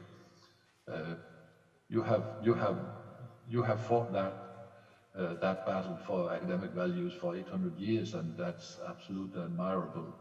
We all have the ambition to follow in your footsteps, younger and middle-aged and long-established universities as we are. Thank you very much, Johnny. You've been excellent in time also. Thank you for that too. Please stay with us for the discussion a bit later. So now I'm also delighted to welcome the fourth speaker, and this is Yuka Kola. You are director of the University of Turku in Finland, and you are representing the EC2U Alliance. The floor is yours. Thank you, Ludovic. Hello to all of you. It's my pleasure to present here the EC2U Alliance European campus of city universities, and it's really a pleasure to be in this kind of great premises of the 800 years young University of Padova. So it gives some pressure on that tour, that how we can share these values from 800 years and maybe little shorter times. Okay, but to start with, EC2U is a multicultural and multilingual alliance consisting of 7 long-standing educational research-led local and globally engaged universities. They are the University of Coimbra, IASI, Jena, Pavia, and the University of Poitiers, who is our coordinator, Lobo here, Salamanca, and Turku. We have associated partners from all 7 municipalities in these surroundings of these universities, including, for example, science parks, the cities, student networks, European student network, and so on. The Poitiers Declaration from 2016 was the starting point of this alliance. The declaration strengthens the central role that universities play in the development of cities, with cities providing a fundamental framework, functioning as a catalyst for the development of universities. Our major goal in the EC2U Alliance is developing innovative spaces between campuses and cities. We want to emphasize that the EC2U also wants to strengthen the attractiveness of the European education area beyond the European Union or beyond the Europe. New dimensions are needed to improve understanding and to strengthen our common values. Ladies and gentlemen, next I'll give you some examples with respect to these main themes or the questions set for us. First, how to strengthen the societal responsibility of universities. Our virtual institutes focus on sustainable development goals, and they are built around the knowledge square. They help intertwine education and research with close relation also to the new EC2U master degree programs, which you can see on the screen there. One way to reach out is to develop massive open online courses with study modules and or micro-credentials to attract students to our SDG-based master's degree programs, which are good health and well-being, quality education, and sustainable cities and communities. Well, there are also challenges, but at the same time, the challenges could be the opportunities, even strengths. For example, in terms of education, research, synergy, interdisciplinarity, or trans-cross multidisciplinarity, whatever concept we use there. And also non-harmonized higher education regulations in different countries, even different universities then, for example, in terms of the joint programs. Then, ladies and gentlemen, some ideas how to mobilize communities for social and civic engagement. Our EC2U think tanks are catalysts for ideas. These think tanks enable the circulation of knowledge and solutions. They are designed to open an exchange between citizens, scientists, and policymakers to discuss pressing societal issues. The first topic discussed last year was, of course, values. And then this year the topic was circular economy in terms of the green transition of the European Union. As I mentioned just before, the first think tank actually was on values. And one of the key messages of the outcome report was that the values of universities are almost the same, many times very much the same, maybe some difference, but they are almost the same. And it's clear that it strengthens the impact of the EC2U Alliance. We also want to emphasize the cooperation with all stakeholders and the impact on all stakeholders, including students, and therefore the EC2U forums are arranged twice a year. Moreover, science battles of university teams help build trust in science through academic values. Again, yes, some challenges emerge and exist, e.g. how to engage the whole community, meaning the university community of, well, students, staff, teachers, researchers, and especially students, and then the citizens. It's always a challenge to really engage all these different stakeholders. Our EC2U is an engaged and responsible alliance. What we mean by that? Well, first, impact on municipalities is important. European cultural town twinning projects are one of the instruments. Therefore, our forums are working very actively, and the cooperation between universities and cities has been really active. Finally, very important, I would like to give an example of the international, broader, going beyond the EU on these alliances. So how to build togetherness and solidarity shared so that we can share these academic values. Ivan Franko, National University of Lviv, Ukraine, became our strategic partner this spring when we signed the Memorandum of Understanding in the Pavia Forum of EC2U. It's great. We are very happy and honored of that kind of opportunity for the whole alliance of EC2U, but also for all other alliances to show the example. So, ladies and gentlemen, I thank you very much for listening to this and getting the understanding what the EC2U, European Campus of City Universities, doing and helping improving understanding and strengthening the values which are so dear for all of us. Thank you very much. Thank you very much, Yuka. Our next speaker is sitting next to me, Siska Wismengau. You are the Rector Magnificus of the University of Groningen, and you are representing today the Enlight Alliance. Please. Yeah, so is it working? Yes, thank you very much.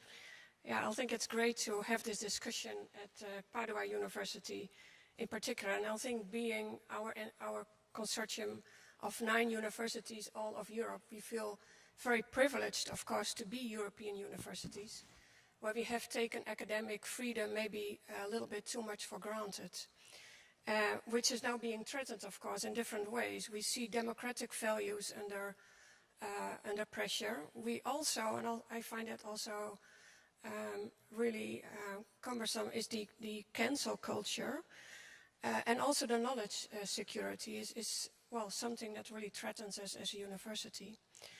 At the same time, we are all proud to be very international universities within our alliance, which is also a challenge because we know that academic values in part are also culturally dependent. But at the same time, that also poses an opportunity. So I think we as universities and also as university leaders have a responsibility, of course, in this issue.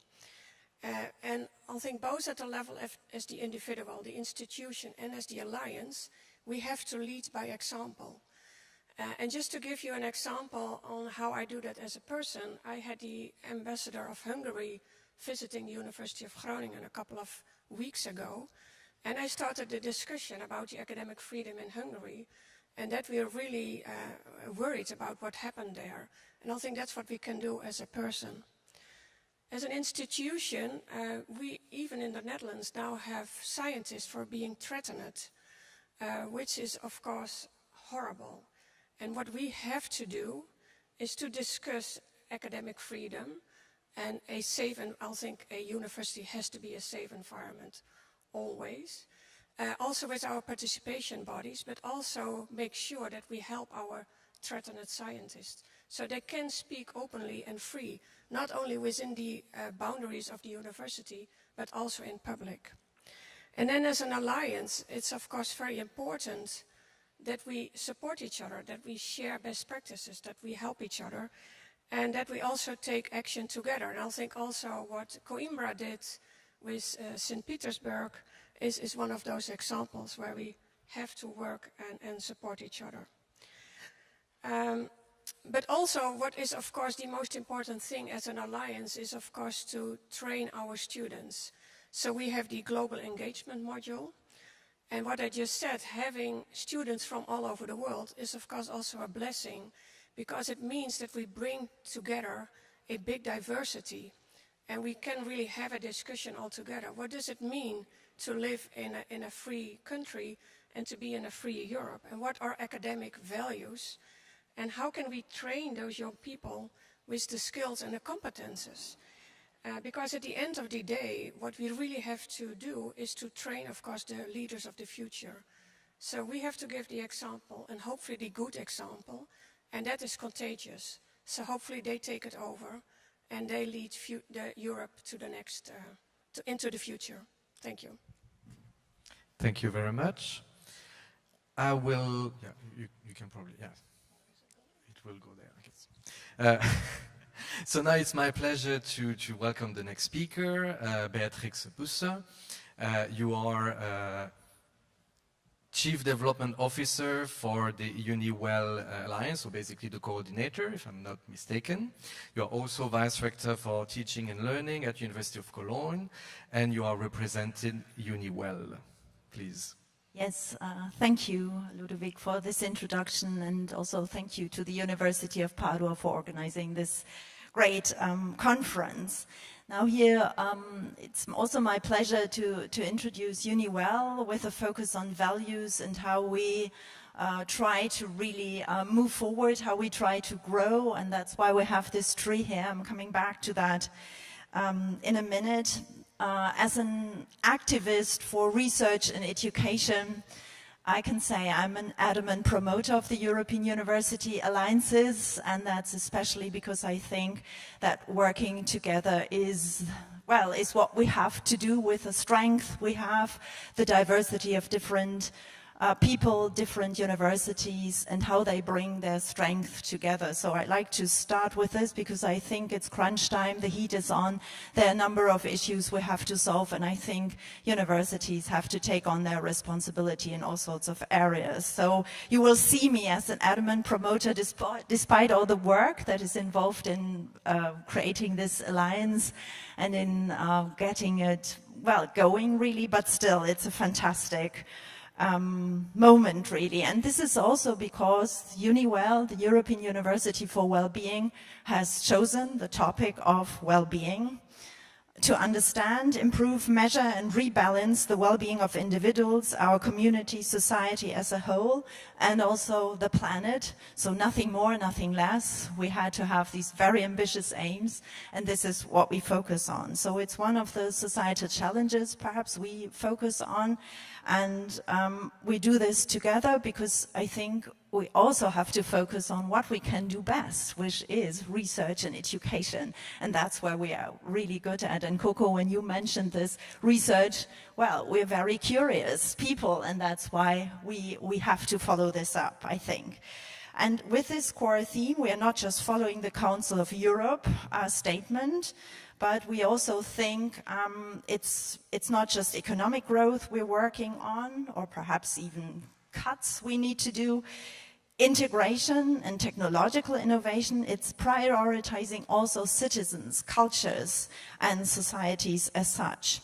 And I thought we thought it's important to use this tree image here because it portrays our values and also what we are currently doing, that is growing the tree. And we have here our roots, for example, with the structures, with the agreements, the foundations as such, with working groups, with partnering, with all sorts of, governance issues we are coping with that build the foundation, most importantly, for what we'd like to grow. And here you see the various topics, people, of course, values, the diversity of people, student focus, being transformative, guided by science, because again, this is what we can do best. And for example, we have created 4 so-called research arenas, new formats of working together, co-creatively, on a par, without hierarchies, owned and driven by academics from across the Alliance with a thematic focus, for example, health and well-being or teacher education, as diverse as that. We have the position papers and so on. We encourage interdisciplinarity. It's basically the core, and diversity as such for also the next generation. And therefore, we value the students' opinion, and they tell us exactly what they want. For example, in a meeting we had last week, one student said, I want the university to be a model for, and this is what you said, for society. And well, I guess we need to listen to that, which is another point. So we are responsive to the opportunities. We're also working together with Taras Shevchenko, National University of Kiev, and students engage in regular talks with the students there, and we have set up a fellowship scheme. So this is science diplomacy, yes, but it's also, you know, what we stand for, academic freedom. And with that comes, of course, freedom of science, excellent research, and inclusion, which is important. How do we balance this? Excellent research and education and being inclusive. And that's another focus we like to really follow up, because we see that diversity is our strength, the diversity of the 8 partners, and at the same time also we see diversity to be an incubator for creativity, for change, for transformation, for new ideas and for new findings. So voices need to be heard, and this will increase the well-being of, well, each individual at the universities, but also going beyond that. And with that come, for example, more concretely, well-being offices at each universities that are currently set up. We talked to mayors recently, and one focus will be environment mobilities in the different cities. We, of course, think of education and creating the new leaders of the future through micro-credentials, but also through a new leadership scheme. I finish. So, with that, I really like to finish, and I'd like to stress one point again. Perhaps we have to really focus on the values that universities have, which for me, in addition to academic freedom and being science-led and research-led, is also being curious and less judgmental. Thank you very much. Thank you, Beatrix. So the next speaker is Stanislav Kistrin from University of Jagiellonia, University of Krakow, sorry. So after your previous mandates as Vice Rector for Research, you are now the Rector's Proxy from Unilab Alliance, and you will indeed represent this alliance. Thank you, Ludovic. Well, Dorothy complains that it is difficult to be the first. Well, to be at the end is still more difficult because, well, everything almost was said, and I am, well, only happy that I am not really at the end, and Lenka will have also still more difficult task. It's my great pleasure and honor to represent Una Europa, the alliance of 11 research-intensive universities at this prestigious conference. We we considered in our manifesto formed some time ago that values should be and are in the core of all our undertakings. We are convinced that we should not believe in values, but we should try to embed them in our actions, that values are not declaration, but they are commitment and obligations, and we try to act along these lines. Recently, we were preparing our strategy for the year 2030, and there, except of obvious parts like excellence in research, teaching, innovation, and work with society, we start with values, and especially 3 sets, which were already mentioned, but I still will name them. The first is academic freedom and institutional autonomy. The second is diversity, inclusiveness, and equity. And the third is human dignity and individual well-being. Along those lines, we try to develop our programs with inclusion of external stakeholders. What I would like to stress that we try to act above the, as long as possible, above the political divisions. We started with 8 partners at some point. Due to decisions, our Scottish partner became not eligible for the next funding, but we still stress that Edinburgh will stay our full partner in all our activities. Then when looking for new partners, we decided that not only the excellence, matching of skills and matching of commitments, but also commitments to common values will matter. But we also want to stress that, we are one Europe, and therefore when we have the interest from the University of Zurich, we decided, they are again not eligible for funding in the second or third term of funding, but still it's important that we work together. We see one main factor in being the alliance, that is creating a sense of belonging of the whole our communities. The sense of belonging, meaning that our institutions are home for all, but also responsibility for all. And that's the word responsibility I would like to stress, because I think it was too few times mentioned today. Freedom and autonomy must be exercised with responsibility. And that's something which we try to embed in our actions to spread this information.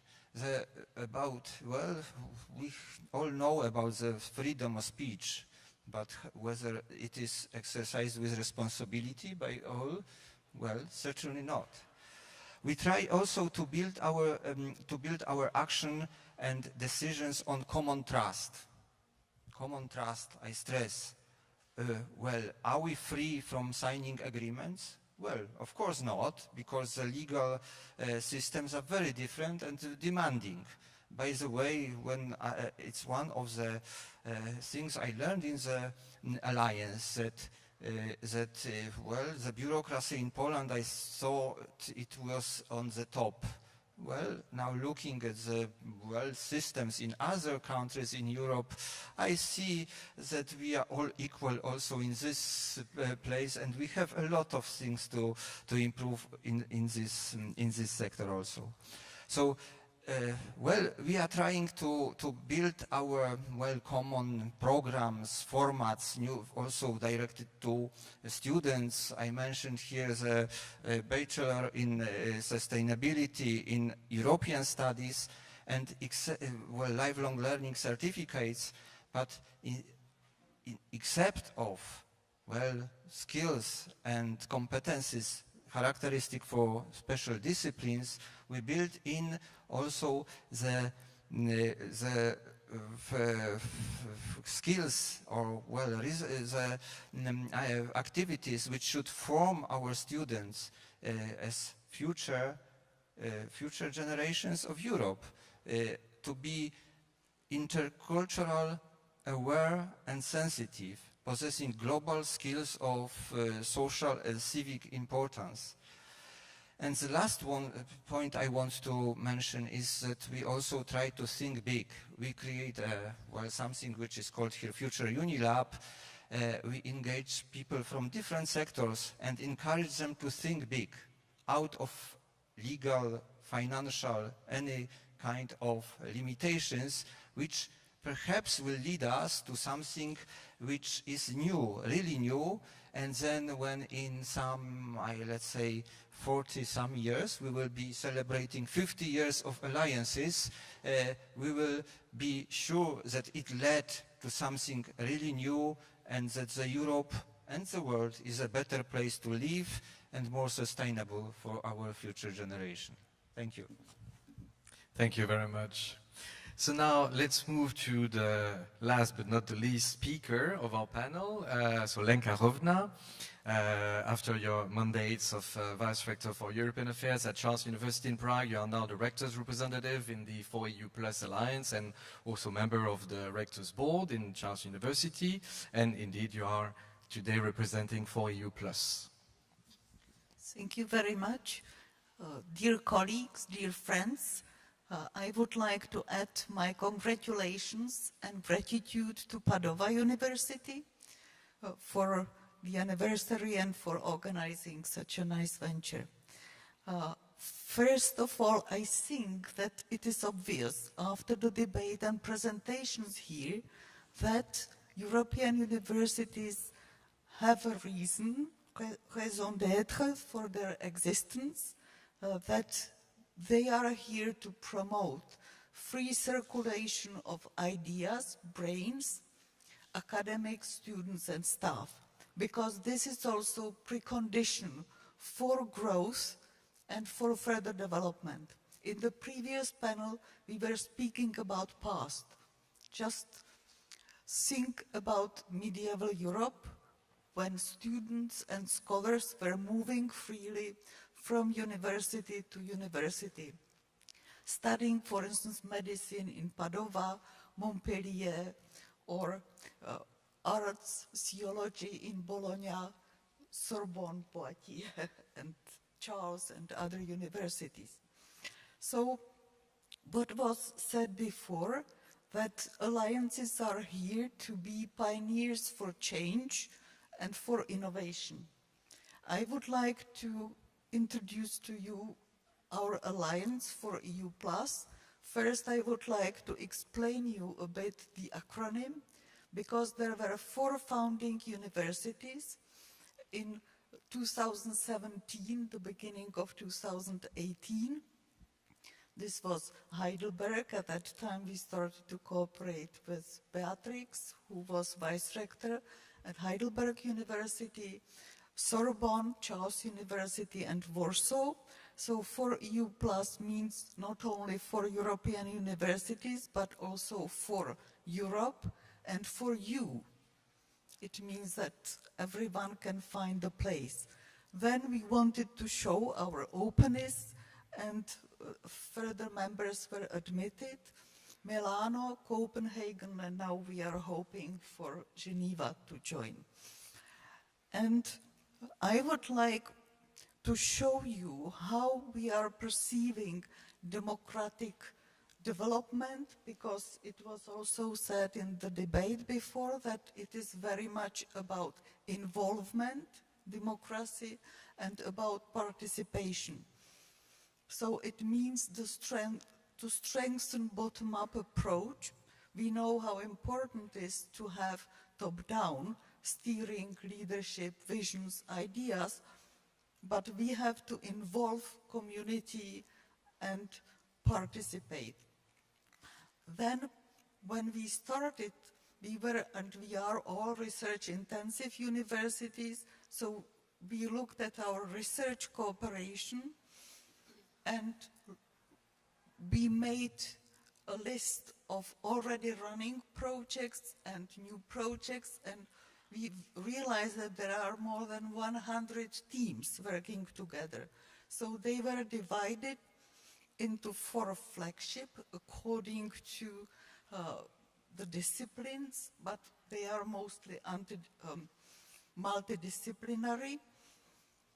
We are supporting research, and Charles University financed more than 90 projects, so-called mini-grants, as seed money for research.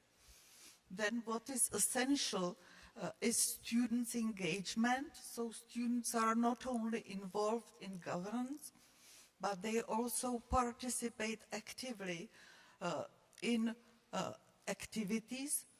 So, for instance, now we are giving out student mini-grants for students' activities. They participate in summer schools.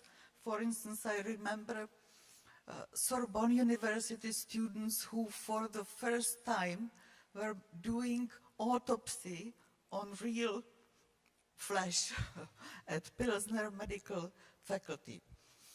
Then there are many outreach activities, because we are responsible for society. So there are 2 MOOCs running, European Citizenship and Data Literacy. And of course, the strengths of the cooperation are educational projects. So we finance 61 educational projects in the framework of Erasmus+. There are numerous joint courses. run and 19 joint study programs are under development. So what I would like to stress, and Staszek said how it is difficult to be the last, is complementarity of alliances and Coimbra Group, because I think that we have more options, more possibilities to participate as stakeholders in the debate about the future of Europe, European educational and research area, and to join forces, what is important. Thank you very much. Thank you, Lenka. Now it's time for a debate with you in the room. So we have 10-15 minutes for that. So I would welcome any questions or comments from the audience. Don't be shy. Yeah, please. So could we have a mic? Yes.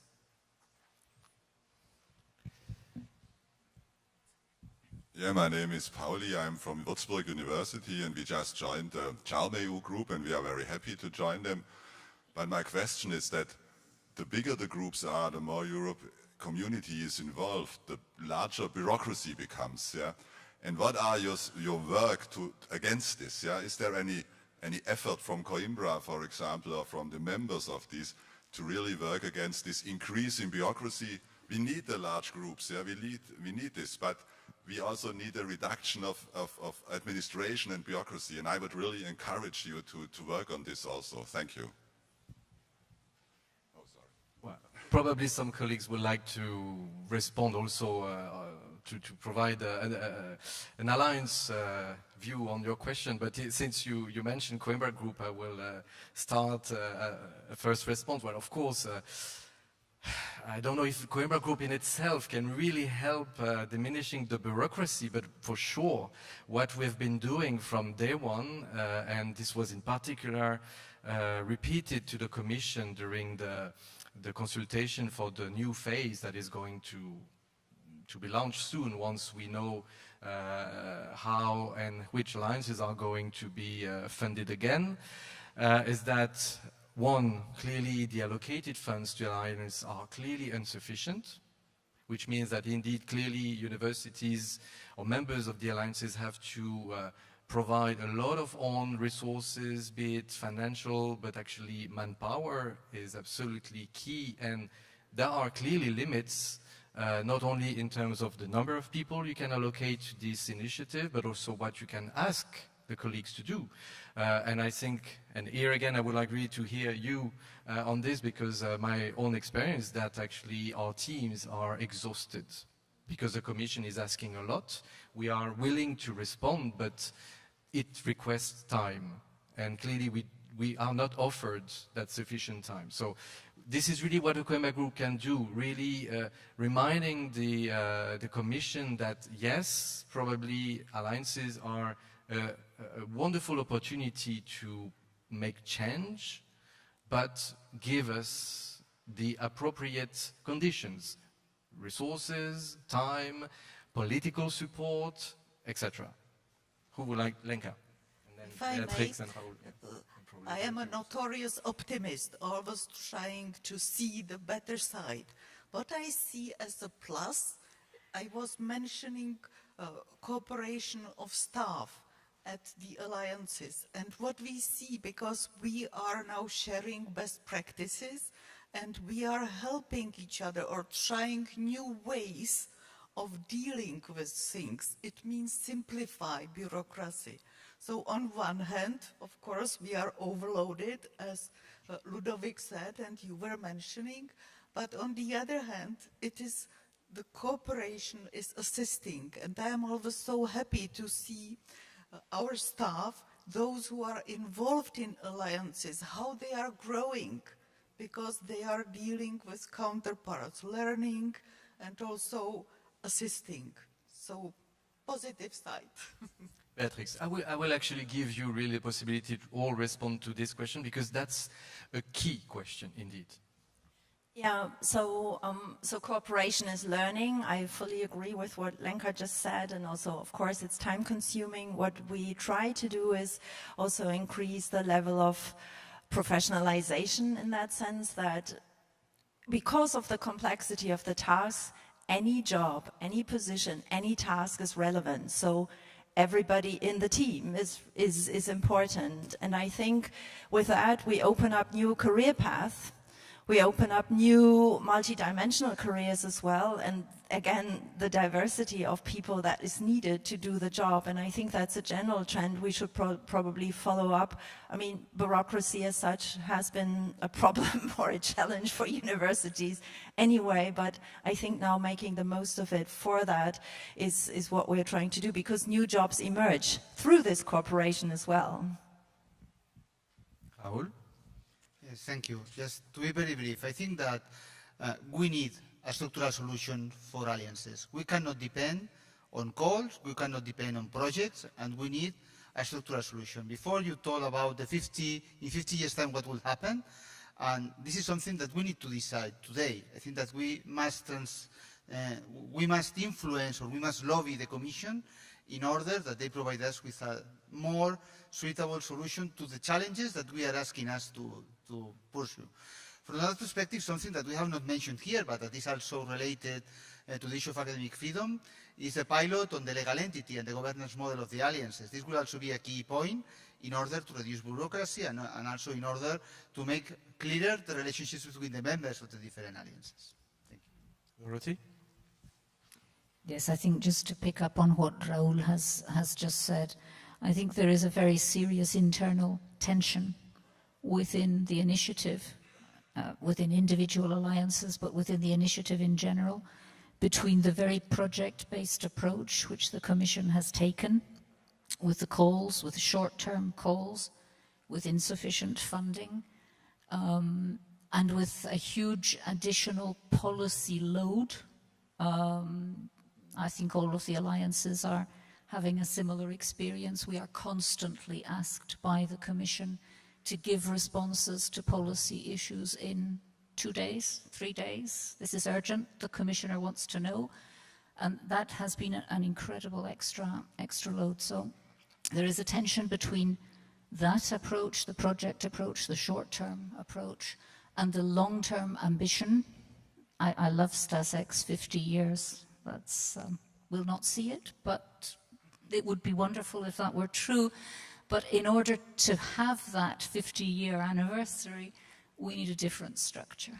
We need a structure which is truly an alliance-based structure and not a project-based structure. Siska? Yeah, that was exactly my point. It's really run as an EU project, and it isn't, right? It's really a transformation, and it means that you need different rules, but also more time. And it also means something for us as universities. We have to internalize it. And now it looks like something we have to do on top of it because it's seen as a project and it should be part of our daily work. But also that takes time, and that's also a cultural change. So, yeah, indeed, treat it not as a project and give it a little bit more time and less constraints. That would really help. And I think for Europe this is a great opportunity, and it would really put Europe on the forefront. But then we need different leadership from within Europe. Yuka? Thank you. Well, if there is a will, there will be a solution. But where we put the will, what is actually the level? What we want to have there, how much there is, let's say, more flexible systems, and then how much there's still national regulation, legislation, and all that what we have today. So, but then what we have to be careful there is really that it's very much about the quality of education and learning, both at all the levels and then also in the continuing education and then the lifelong learning things. And then that's not easy, what you were asking, it's not easy to do it, but then there has to be more that kind of approach, that what is that kind of level where we can reach some kind of common, let's say, regulations, whether it's a joint degree programs, whatever it is. But then if we are sort of in the forest lost there and we don't know which direction we take, then we will be a long time lost there. So let's see what we are doing already in Europe and especially European Union in research side. Okay, there hasn't been that much that kind of legislation and regulations, but it's functioning quite well, except what they are now doing for United Kingdom and Switzerland. It's not very clever actually. It's our own decisions and then we are doing harm for our own actually competitiveness and well-being of people in the European Union and Europe. But then still there could be a lot to learn if, strongly said, if the European Union is also creating their own programs that way for the European research area, for the European education area, for the European higher education area. And then when you take a look at the new European strategy for universities, is it really serving this kind of purposes, what we are here talking? I leave that open for you. Thank you. Before giving you the floor, we should not forget that we have our online colleagues. So Johnny, would you like to maybe briefly comment on this idea of how to remove bureaucracy and all these constraints, if you're still with us? I am, very much so. Thank you very much. We usually think of bureaucracies as a constraint and something negative. I think, as my colleague said, academic work is moving towards a much more team-based process where many competences come in, also from technical and professional staff. And I think that's a good development. That's benevolent for the capacity of researchers to do what researchers are there for. So I think that's good. I also think I agree very much with Dorothy. We perhaps even a bit more radical. University alliances need to free ourselves of the constraints of commission funding. These are just dimes they're feeding us, and we are running in that track. We need to free ourselves from that. We still need to work very closely with the Commission and with the European research area and the European higher education area, because as we never forget, also our national governments often sets up constraints on us. And it's an important aspect. If we were able to influence the European framework, we can moderate the drift towards regulation of academic life. Thank you, Johnny. Stasek? Last word, yes. Lodovic, in the previous session, asked the question, how can we help Commission? I think we should revert the question, and that is how the Commission should help us. That is, please remember that the alliances has been created as pioneers in creating new solutions. We cannot create new solutions when we are bound by national regulations, very different and not harmonious. Therefore, I would, and I am, insisting on the European Commission as much as we can, that there is a small pressure on national governments, on member states, that there are exceptions possible for the members of alliances. We don't want to, I don't want to spoil the Polish system of higher education, but if there is some exception which we can try something, then we will see whether it works or not. If it is forbidden from the beginning, it will not work certainly. Okay. Well, probably there would be more questions indeed, but I'm also looking at the clock and we all probably are looking for the lunch. So let's maybe just have a last round of very quick comments, if you all agree in responding, let's say, in less than 30 seconds. Yeah, I'm pretty sure you can manage, right? For instance, look, the students, they can do a 3-minute PhD thesis presentation, so you can probably do your 30 seconds alliance wrap-up wording, right? I would like actually that you basically try to explain how does an engaged and responsible alliance look like for you. Let's start maybe with you, Johnny, so that we don't forget you. A collaborative, open alliance working with other alliances and with the university networks. The more alliances, the more importance of the alliances, the more we need the university networks. Perfect. Thank you very much. Then, Stansek, because otherwise you will be the last one again. Well, no problem. For me, the Alliance is a community of people having this sense of belonging, responsibility, and the cultural center of the regional environment. Maybe Yuka, for you, what is a responsible and engaged alliance? Well, whether it's alliances or whether it's any kind of organization or community, they need clear goals. So to know where to go, and then you can find the solutions, you can find the instruments. And that's also that the clear goals are based on the common values. And that's what we are already emphasizing here a lot. But then, please, we should find also more concrete actions so that it's not too high level what we talk, but we have to go to more concrete actions. Then we have truly engaged and very well functioning alliances. Thank you. Siska? An inclusive community that really contributes to the big challenges we're facing today, so the big societal transformations. Thank you. Dorothy?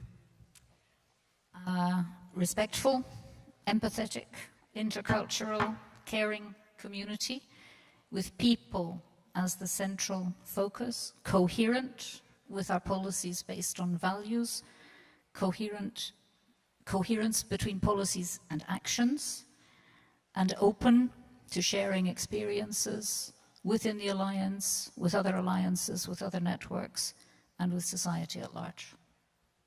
Raul? I will be very brief. I think that it looks like the 8 of us. Lenka?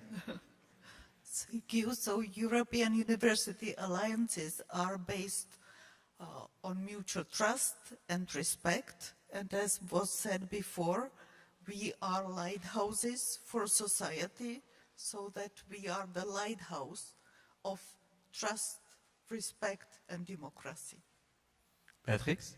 Yeah, for me, the vision of the beautiful European University of the future, beautiful, is that it stays research and science-led. That's very important, that we are united in the freedom of science and then work for a peaceful, democratic, sustainable future together, that it's human-centered for this planet, diverse, fearless, kind, and resonant. Okay, so, well, actually, as you know, this public conference was broadcast publicly, so the whole outside world could follow our discussions. Maybe you forgot, more or less purposely forgot to remind you this so that you could really openly say what you have to say. But the reason I'm saying this because I hope also that our colleagues at the Commission also could follow this debate, because we are really co-designing the future with them.